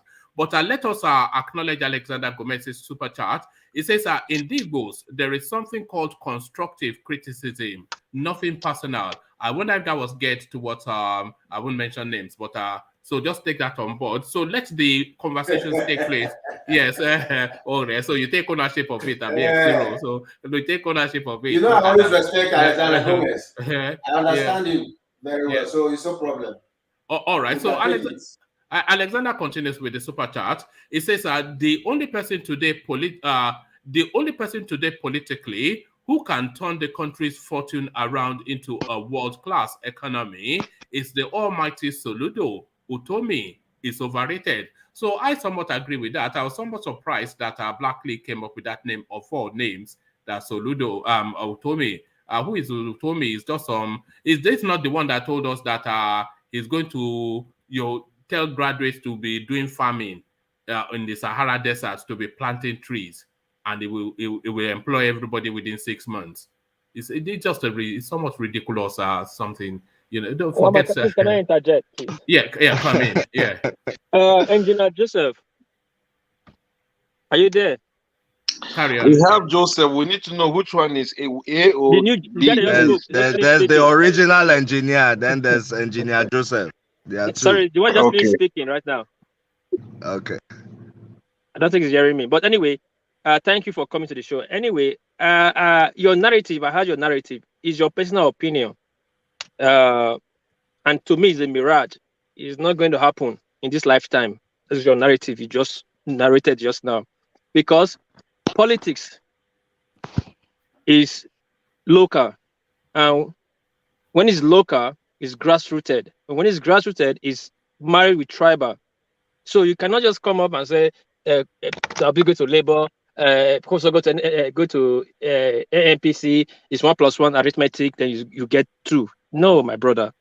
That is wrong narrative. But where is your opinion? I will not argue with you. But it's mirage to everybody that's listening to you. That's no, you can't say to everybody, to you. No, to me. Sorry, to me. Sorry, hold on. Hold on now. To me, they've just told you to let people be critical of the southeast. Allow it. Yeah, go on. To me, it's not going to happen. Let me quickly drop this before I go. Peter Obi coming to PDP. He has no single value bringing to PDP, and he's leaving PDP. He has no single value taken away from PDP. You might say anything you like. You might say I'm wrong, but go and check it. He came in with his delegate, and he's leaving with no delegates.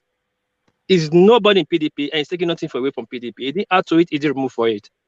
And if you think Peter Obi leaving PDP will fail, then I think you go and think twice. Because now much Peter Obi is going, Igbo will vote Peter Obi. Other Igbos too will vote Igbo caucus people in PDP. It happened to Obasanjo. It happened to Ekweme. They kicked Ekweme out in PDP primaries in Port Harcourt. What happened? The Igbo still joined the North to vote Obasanjo in against the Yoruba wish. So if Tabi leave PDP, Igbos are still going to vote the next person that comes out in PDP because PDP are strong supporters.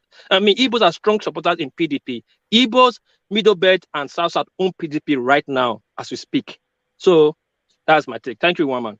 All right, thank you, World Peace. So thank you, World Peace. So hold on, whilst I have this window, can I implore people watching to click on the like button? If you look in the comment section, you'll see that we are trying to hit 100 likes. We set that as the minimum bar for every stream. We've had almost 300 people, now around about 250 concurrent viewership. So thank you for your views. But if you clicked on that like button, then we'll be talking about 500, 600 odd, then 6,000, etc. So we want to ratchet up very sharply. And ratcheting up, of course, is just that little click of that button, the like button. So do that to get us to 100 likes very quickly, and I'll shut up about it. So yeah, but it's not. Wama, let me add something real quick. If you disagree with my stance on Peter Obi, please click that like button. There are Peter Obi fans here, but please click it. If you disagree with me, please click that like button. This is it. So all the Eagles. All right. Can I speak now? Wama, you must add your own. You must add your own. You know what they are like now with the yellow guy or something. But yeah, X0. Yes, Engineer Joseph Igama, you will live long. Amen. Amen. Amen. Let us promise me you will come here next week. You'll be here by next week when all your postulations begin to happen, so that we can tell these guys over here that we said it. My brother Esiro, will I live long too? Will I live long too? May your postulations lead you to live long. Let me live long so that I'll be wrong, so that I'll see that I'm wrong, Abi. Let me also live long. Let live long so that they will see what we become in future. No, I'm not an enemy. Alexander told you it's constructive criticism. All right. I understand him now. I understand. I accept it. It's just that when it comes, you come in like what Peace is becoming a very, very, very bad enemy here now. You know, he comes in a way that he arranges everything you said, throws it into the dustbin, and then begins to say his own. You have your opinion. Another man has his opinion. You can't just say his own is a mirage and your own is the authentic. When we are talking about mine is authentic. I didn't say mine is authentic. All right. Black League. Sorry, World Peace. There's a book called How to Make Friends and Influence People. So I'm going to give you the first phrase of that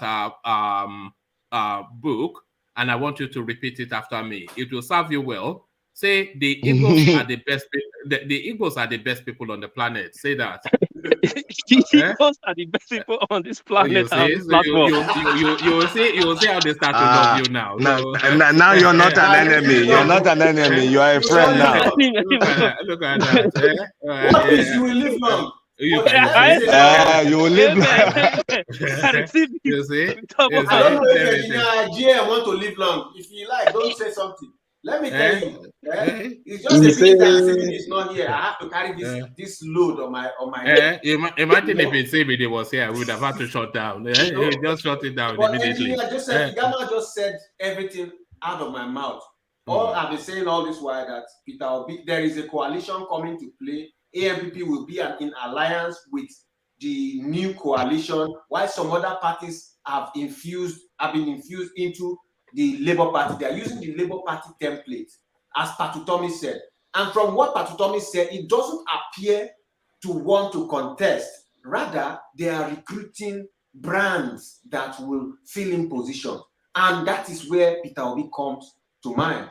He's going to take that slot of the presidency. He's already gathered the momentum, and his momentum plus this current coalition will just give us a third force or maybe a second force that will see the game changer. Let me just leave it there. But thank you once again. That's wishful thinking, though. You are reaching against but you are somewhat reaching against. You are hoping against hope and permutating to something that is not vested in realism. Is optimism over realism, isn't it? You know, it's because you want it so badly. You are reaching to obscure corners to permutate it together. Okay, well, it's a matter of days now, right? That's true. It is. One quick interjection. Yeah, let's come here again to click our glasses when these postulations come to pass. And then I know that all these other guys, they will run away. No, one man, quick interjection. I'll not run away. Well, it's more of a question. Hold on. Sorry. It's more of a question. Do you think the Southwest and the South betrayed the Southeast with the number of candidates that have come out, knowing the zoning arrangement these politicians have, whether we subscribe to the zoning or not, but within themselves as politicians that know that they have a zoning arrangement in place? The Southwest being in power for 18 years and for 16 years in Aso Rock, the South being there for a little over 6 years. Do you think it's a form of betrayal that they are not allowing the Southeast to dominate that space? And had they did allow the Southeast, do you think there would be any pushback from the North? Because that's my opinion. I think if the Southwest and the South had let the Southeast dominate that space of running for president, the North will have no choice but to support the South. There is nothing. There are very few things that annoy me, but that narrative it rankles somewhat that the Southwest betrayed them for having the ambition to want to be president, and they said they voted for Abiola, and it is payback time. Look. I mean that is the overwhelming narrative in the Southeast, is that they feel betrayed by the Southwest and the South. Now, politically speaking, everybody can come and contest, come show your worth, come show that you deserve to win. I understand that, and I understand your narrative. That's why I said with the zoning arrangement they have amongst themselves, do you think it's a form of betrayal? It is not. It is not. It is not. It is not because nothing obliges that the Southeast should get to the presidency. They are saying turn by turn. The narrative in the Southeast, we all know, we've been here before. The narrative in the Southeast, all throughout this Buhari administration and cascading a little bit into Goodluck Jonathan, there was only ever one story. It was Biafra. They didn't politic. They did not politic, and anybody that was politicking, it was a barrage of abuse. Just abuse after abuse, as people were politicking to permutate themselves into positions of opportunity. They were busy doing their Nnamdi Kano something, calling everybody Sabo and Efulefu. So now, when decisions time are being made, and the people that have been laboring to put themselves in positions are now in positions, they are now telling them to give up their position because you are coming up with a narrative of guilt tripping. A total nonsense. Total nonsense. Woman, now you're through. Let me just tell you. I knew your stance, by the way, one man. I just wanted to hear it. But I know this guy. I know what Black League is trying to pull you in so that you can. No. I'm being fair because that's the narrative I'm hearing. And yes, and one man is always saying that. But let me tell you something. Black League, I will not tell you anybody betrayed anybody because everybody is betraying everybody in that party. You know, one, I don't know what arrangement Tinubu had with Buhari. He seems to have betrayed him. And then two, I don't know what arrangement Buhari had with the southeastern politicians in that party. They seem not to be in coalition. So what that aside, what one man is saying about anybody leaving any space for anybody, one man, you look into the situation clearly. Does it seem to you that if Tinubu becomes president, things will be better? It'd be an improvement from status quo. That would be an improvement. Have you seen Lagos? You know that this guy owns most of the properties in Lagos. You know why they want to? I know he doesn't. How can he own most of the? That's not. But look at most of the things that is. Have you heard of this tax firm that he runs? That supersedes Alphabet. Yes. Do you want Nigeria to become that?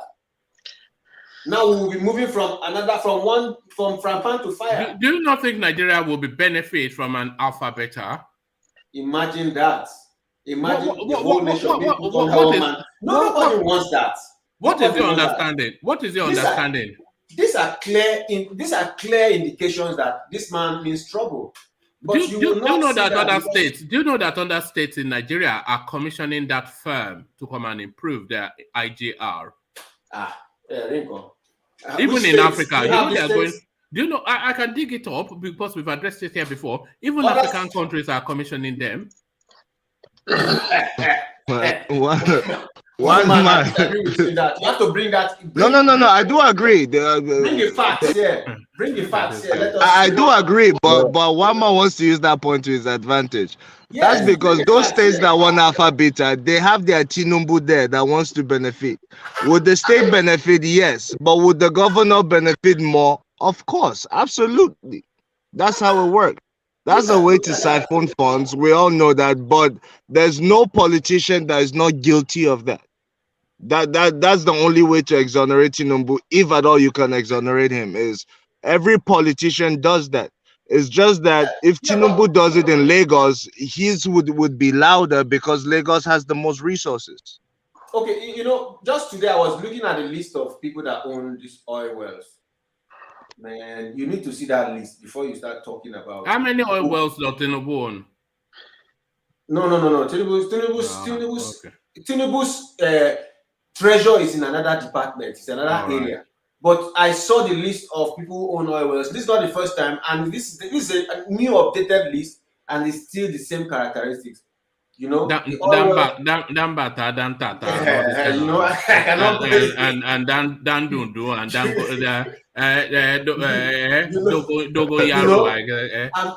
be shocked. I like the Dogoyaro from Borno owns an oil well in River State. I'll rather these oil wells are given to professionals than given to some people who now contract it. That's why you see that Nigeria is not developing. So why are you guys recalling from Atiku's narrative that NPC should be privatized? Why are people recoiling from that when it's so it's just infested with just mass corruption? But Atiku didn't tell us privatize it to who? Who will he sell it to? That's what he should tell us. Oh, no, you open it up to space now, and bidders will come in. It will be known international names. I don't think it should be privatized. No, you're breaking up again. You're breaking up again now. He's using China network now. Yeah, it's China phone, isn't it? But one man, like I'm saying, we know that when Falai contested with Obasanjo, we know who won that election. It was Falai, because even people around me, my parents, they voted Falai. So I don't think the fact that you vote in one direction in the South does not then mean that is repeated nationwide. I pray that one day you go to the archives and bring the debate between Falai and Obasanjo. You will see the gap. You will see the reason why Falai won. Not just because he was the most popular, but he was more brilliant. And that is what Peter Obi has been doing. If I talk Peter Obi, if I call that guy's name, everybody thinks he's Igbo candidate. That's why. No, please, I beg you guys to look sincerely into the messages everybody is saying. This is not like this. What's message? China? No, jobs, production. That is what we. Even if it is most basic form of production, let us be self-reliant. And I buy into that. And this is not what he's just saying. He knows where these things are. He even stated it. We are doing production in Nigeria, but the government is not helping the process to be cheaper and more solid. Cyril, I have a question. Cyril, don't call me an enemy. Do you think you make a fantastic Minister of Finance? All right. No. Before you answer that, take engineer's question. Take engineer's question as well, because we've not heard at all from engineer. So engineer, yeah, let's have you. Yeah, it's just kind of similar to Black Lake. Cyril, if they call you for appointment in PDP, will you accept it? Well, yes or no? No, I would give it to well, it's not the overhaul of the party. I won't. Look at this guy. I won't. Because I mean, what will the appointment serve? If I'm just going to be like Anusibanjo under ADULLAHI? If they call you and give you appointment as head of youth in PDP, will you accept it, yes or no? Okay, under one condition, that I have enough budget. Look at that. You will take it under any condition. You will take it. Look at this guy.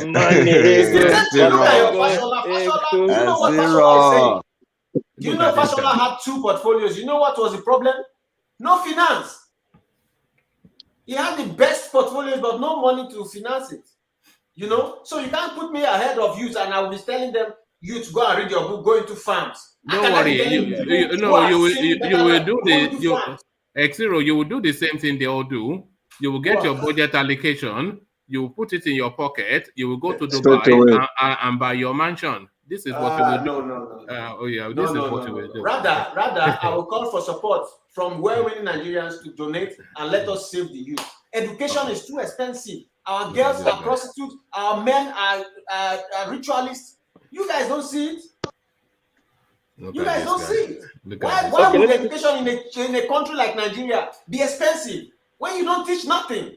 Oshiomhole was an aluta before he got into government. Man, he looked at that. You always find an excuse. He looked at a state dry. It wasn't a Labour chairman. It was an aluta to marry a young girl now. He looked at a state dry. He borrowed 200 billion naira. At that time, when the dollar was 150. Let me tell you, 200 billion naira. Oshiomhole was showing signs that he was a thief before he became that. But people did not. Oshiomhole was a poor man. Sometimes they will go in. They will say they were going for strike. Oshiomhole goes behind and has meetings with these guys, with the government, and subpedals. You know. Cyril, if you can't beat them, you do what? All right. Cyril, let me go on to engineer for reasons of time and because all of us have. In fact, if I send you my Instagram, everybody has been DMing me that where is engineer, as though I locked you in my basement somewhere. So it's not locked in my basement. It's hard at work. So there he is for the people asking for him. So there's engineer. So engineer, then of course you can see how the space is. Everybody just strongly held views regarding the Peter Obi space because that's the story that's moved the political needle the most. But what are you making then of it? Because Black League somewhat derisory in his assessment of Peter Obi's politics and this move. Cyril eulogizing about his mastery of politics for this move. So a vast divergence in opinion. But what is your take then? As Peter Obi abandons PDP, destination unknown. This is one of the biggest mistake of his career. I must be honest to you, to leave PDP because if he should still stay in PDP, things will work well for him. I must say this, and let nobody get or judge me or think maybe I'm saying bad about him. I didn't say bad now, but him leaving PDP, I think before he will bounce back into politics again, is going to be tough. I know a lot of people will be saying idea will come, this and this, that and that. The issue there that we need to understand about Nigeria, Nigeria, according to the former Prime Minister of Britain, he said they are fantastically corrupt. And that word he used, that word is being produced from Britain, but they're using it against us. Something we need to understand here, Peter Obi, honestly, that's a wrong move for him. I must say this, because people will be saying, why do I say so? Because if he should be in PDP, I can see him becoming the vice president. But him now giving that space is just gonna take him a while. I know people will say, oh, NNPP, they are coming at this and this. My brother, medicine after death, no, they work. Oh. That's just the truth. One man. I don't have much to say, but that's just the truth and the basic truth. All right, thank you, engineer. So, of course, the truth never popular, but just a call again. We are still pushing for that 100 likes. So let me try and appeal to you in this way. If anybody that wishes anybody that wishes Black League was in front of them right now, so they can punch him in the nose, click on like. So if you wish Black League was in front of you right now, so you can punch him in the nose, click on like. So we see if that gets us the 8 likes that takes us to 100. So the number of likes will tell me whether I should go out in public or not. So there it is. So take us to the 100. But good luck, Jonathan, still in play, engineer. He meeting with Abdullahi Adamu for the second time. This time around, Abdullahi Adamu actually sought him out. So he went to Goodluck Jonathan, private meetings for 4 hours, off the back of what is Maman Daura meeting Goodluck Jonathan, private meeting at Goodluck Jonathan's residence for several hours. Goodluck Jonathan still in play for the APC, but there's a caveat that he has added. He says he's not going to contest with anybody. They have to give him the ticket. They have to bring the ticket to him at home. So he's asking that he wants a consensus, otherwise they can forget it. So the time ticks rather, or not tickets, but ticks. So we're about what? 3 days now to decision time. Today, the 26th, their decision, the 29th to the 30th. So how do you then see it playing out with Goodluck Jonathan's Machiavellian moves? One man, Jonathan knew that he's not doing nothing in that country anymore. And something you need to understand, I always say this to one man. The day you will see that power is going back to PDP and is going to Atiku, that was the day they had that meeting. I keep telling you this. The very time they have that meeting where those APC delegates visited Atiku and finalized everything. Now look at it. What would they do to convince the Southerners is to drag JT, put him in APC, just to make sure that, okay, JT come out and make that caricature noise during in 2023. This is just political game plan. Everything will go back to PDP. I'm not saying I'm boasting it or I'm arguing with nobody. I'm telling you, Atiku will be Nigerian president, whether people like it or not. That's just what has been happening all this while. They will bring Jonathan to play that game. You play that game, people say, oh, Jonathan, oh, he nearly won. Oh, this, he lost. You understand? They are playing people's mindset. This is something I always say to you, one man here, in this platform. Listen, I will repeat myself again today, one man. Any day Yoruba and Igbo come together and embrace themselves, that's when Nigeria will be good. Though. I'm telling you, apart from that, forget it. The Northerners, the Fulani, they will continue to be in that power, whether we like it or not. The only thing is Yoruba and Igbo sit down, discuss this thing, try to keep that tribalism, that tribalism, that deep, skunk racism in between themselves. If they should sit down and sort this thing out, I'm telling you, Nigeria will be good, because those are the pillar of that country, and those are the pillar that if they come out today and speak in one voice, the Northerners will definitely support them. But without that one man, I'm so sorry, forget it. Yes. The Fulanis will have dominion over us in perpetuity. But if a Yoruba man does not become president of Nigeria in 2023, then I don't think the Yorubas will be happy. One man, what are you talking now? You see what happened to one man? Why? Huh? You see what happened why? to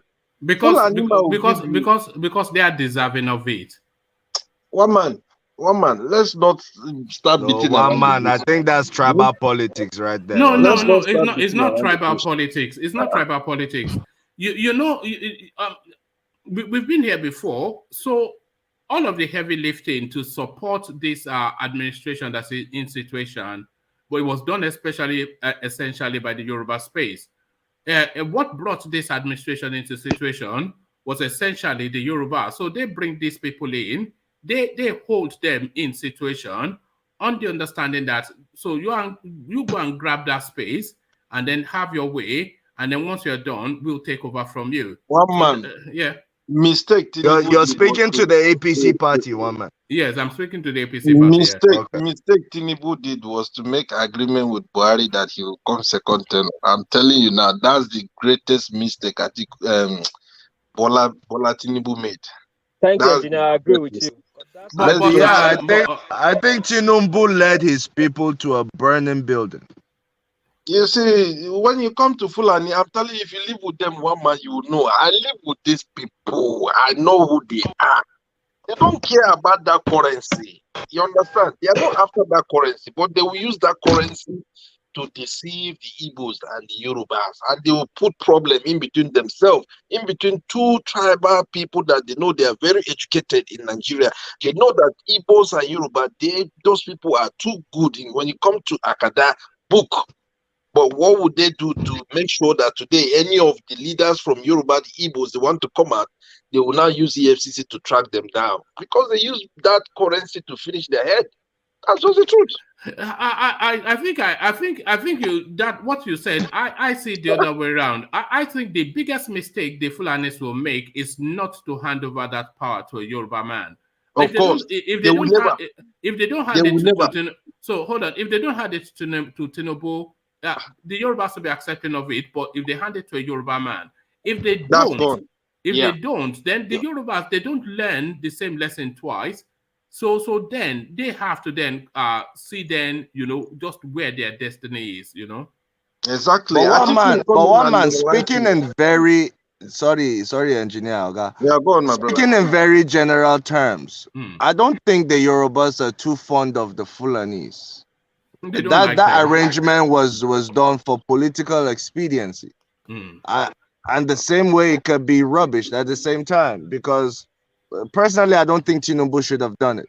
With Tinubu's support and maybe the likes of some people from the South and Okorocha, that's really what made Buhari president. It wasn't Tinubu alone.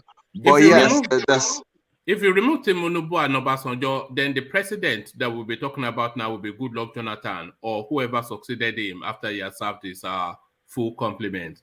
So if you removed Tinubu, look at how Obasanjo opened up the space for this guy to come in, and Tinubu funded it. Tinubu should have left these retired generals to deal with themselves. He is not a general. He's not a soldier. Yeah, but that's why he supplies the money, innit? Okay, well, Abiola supplied the money to these generals at one point. What happened to him? So I think we should learn from history. Tinubu should not have just thrown his bed and thrown his hat in the ring together with these generals. It's not really the Fulanis, but it's the general himself. Yes, they can betray you just like you betrayed the Fenifere mandate. Exactly. They see that too. So they're like, oh, if you're used to doing it, then we can do it to you. That's their mindset. And when power is involved, power is way different from money. You know, with money, yes, we can think straight. With power, people don't think straight anymore because it takes, with your money, you still can't get power. It takes a lot more to clinch power. The richest people on earth still don't have power. They're still trying to get power. That's why they try to influence politics or political decisions or public policy formation. That's why they go into it. So when power is involved, betrayal would always come. It comes with power. It's like the oxygen for power. I think Tinubu has been in the realms of power for a long time for him to understand that. But he's a risk taker. I understand that. No risk, no reward. But it's going to be difficult for Tinubu to pull it out. And Tinubu is also used to being betrayed. So I think he would know his way forward from there. But to say the Southwest, if they don't get the presidency, the Southwest wouldn't be happy. The Southwest have had presidency since we got our democracy, one man. What From do you mean? 99. Obasanjo is yes. So Obasanjo, Osinbajo, that's all Aso Rock right there. That's all presidency. So for 16 years, for 16 years they've had it, and you still want to keep having it. I understand it when you say in APC, yes, they have invested a lot in APC. They do deserve it. If you take the zoning to the Southwest out of it, see who contributed more to the party. Yes, I'll give it to the Southwest in APC. But at the same time, in politics, you know, you scratch my back, I scratch yours. The Southwest could have, you know, conceded to maybe the South, but most especially the Southeast. So then the other time around, the Southwest will get full support, knowing that the Southwest has been in power since we got our democracy. Blackly, you know, if it comes to the South and it doesn't come to the Southwest, that means the Southwest is out of play for 16 years. Not necessarily. Nobody knew the Southwest would be in play for 16 years. So it's not, we shouldn't just go by the, oh, it will go to this zone, that zone, then it will rotate back to us in 16 years. Not necessarily. Life happens. Nobody knew Yaradua's tenure would be cut short and somebody from the South would get it. So life is very dynamic. So is politics. Are you wishing that on people? Look No. I'm just telling you how I'm not a serial. One man, let me correct Blackly. Please, during the coalition of this APC, to form APC, most of the monies came from Amechi. Don't forget that. So when you say Southwest contributed more, I don't know how you mean.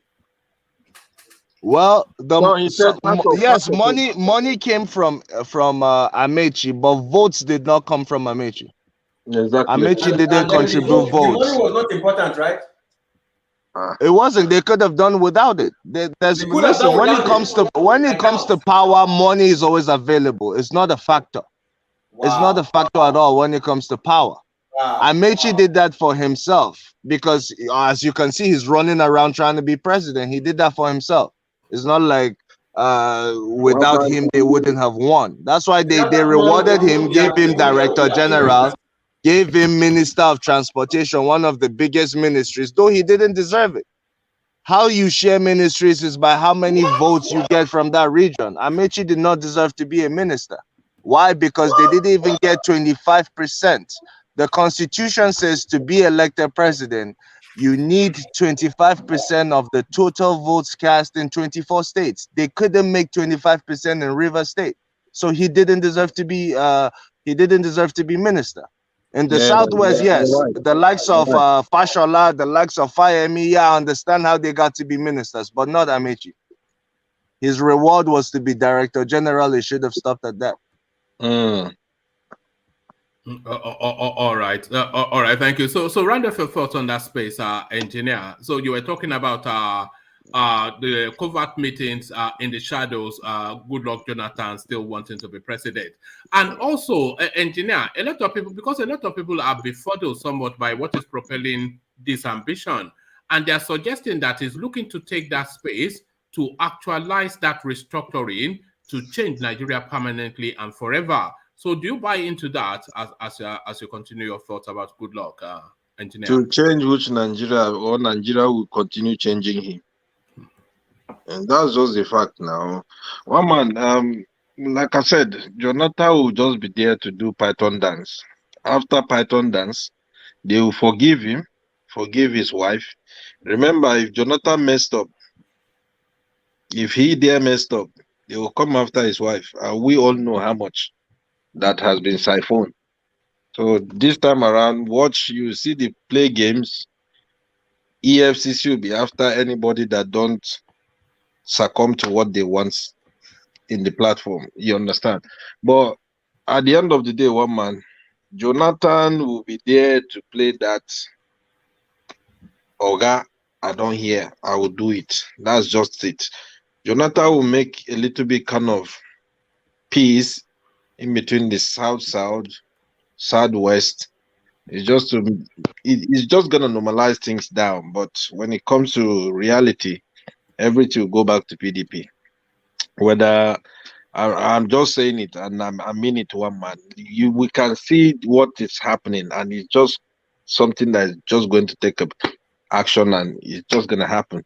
But for our own Uncle Peter Obi, honestly, is the biggest mistake ever that he did. I know he's a very good guy. Something we need to understand about Nigeria as a whole. What's his name earlier on? He narrated everything that I always say in this platform. Is it Magnum or some Magnus? Yeah, Magnus. He narrated everything that I've been crying on this platform. The day, one man, Peter Obi, I like that guy. But what will happen today? Do people marry you? People go to look for work. Did they marry? Did they go with their merits? What they got from university? Or no? It's who you know. They will give the job to. So from there you can see the thing. There's nobody in Nigeria. We have thousands of graduates that they can go and work and deliver things in that country.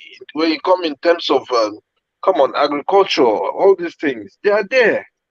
But will they give them the opportunity to work? No, to invest? No.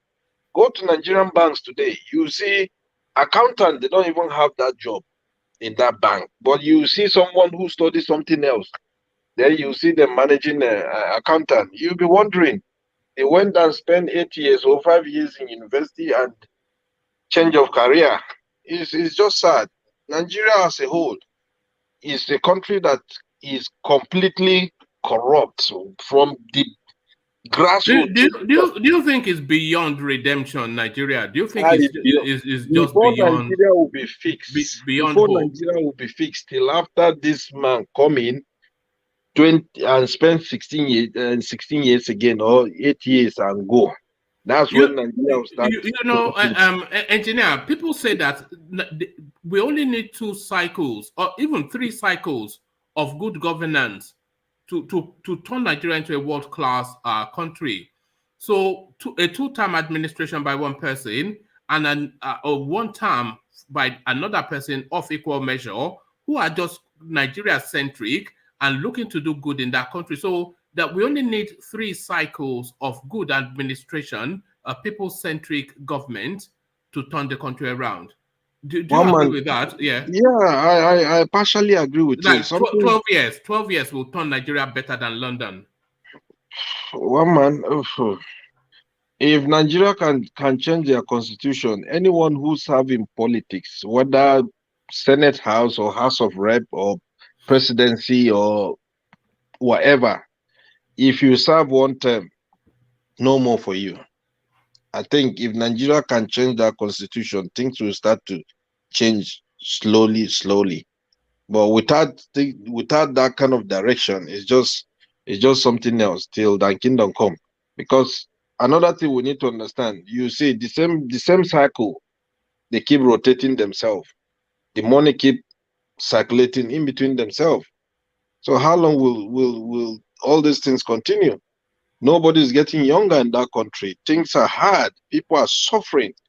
You understand? But if you look, The way things are going, if you go to Nigeria now, at the airport too, people will start begging you before you go home. It's just, oh, my brother, I beg. It's not God help easy. us, oh. God help us. Honestly, God help us. God help us. So God help us is a good space to end it. So thank you, gentlemen. It looks as though Black League may have escaped that punch in the nose. So we're 3 short of 100 likes. So Black League, you escaped this time around. It looks as though the people don't want to beat you up as I thought they wanted to. So thank you, gentlemen. So we've gone well past the 2-hour mark that we set for this afternoon session. One man, you asked me. Okay. No, you got the chance to. It's really for people to hear. But we in the later it's okay. session. I was just joking. No, I know you are. But in the latter session, we get to hear even more from you. The conversation never stops here, as I often say. So we just take a hiatus to reconvene again, especially in this propelling towards the elections. It's going to be relentless, and we are going to be holding their feet to the coal on this platform. So if you are if you are interested in sweating these politicians hard, this is where the flogging takes place. So your koboko to the ready and come meet again at 9:35 p.m. UK time, where we shall be dishing out summary punishments to wayward politicians. So I'll leave it there. Carry the conversation within the comment section, but here I say peace. Thank you. Good night. Yeah. Good morning.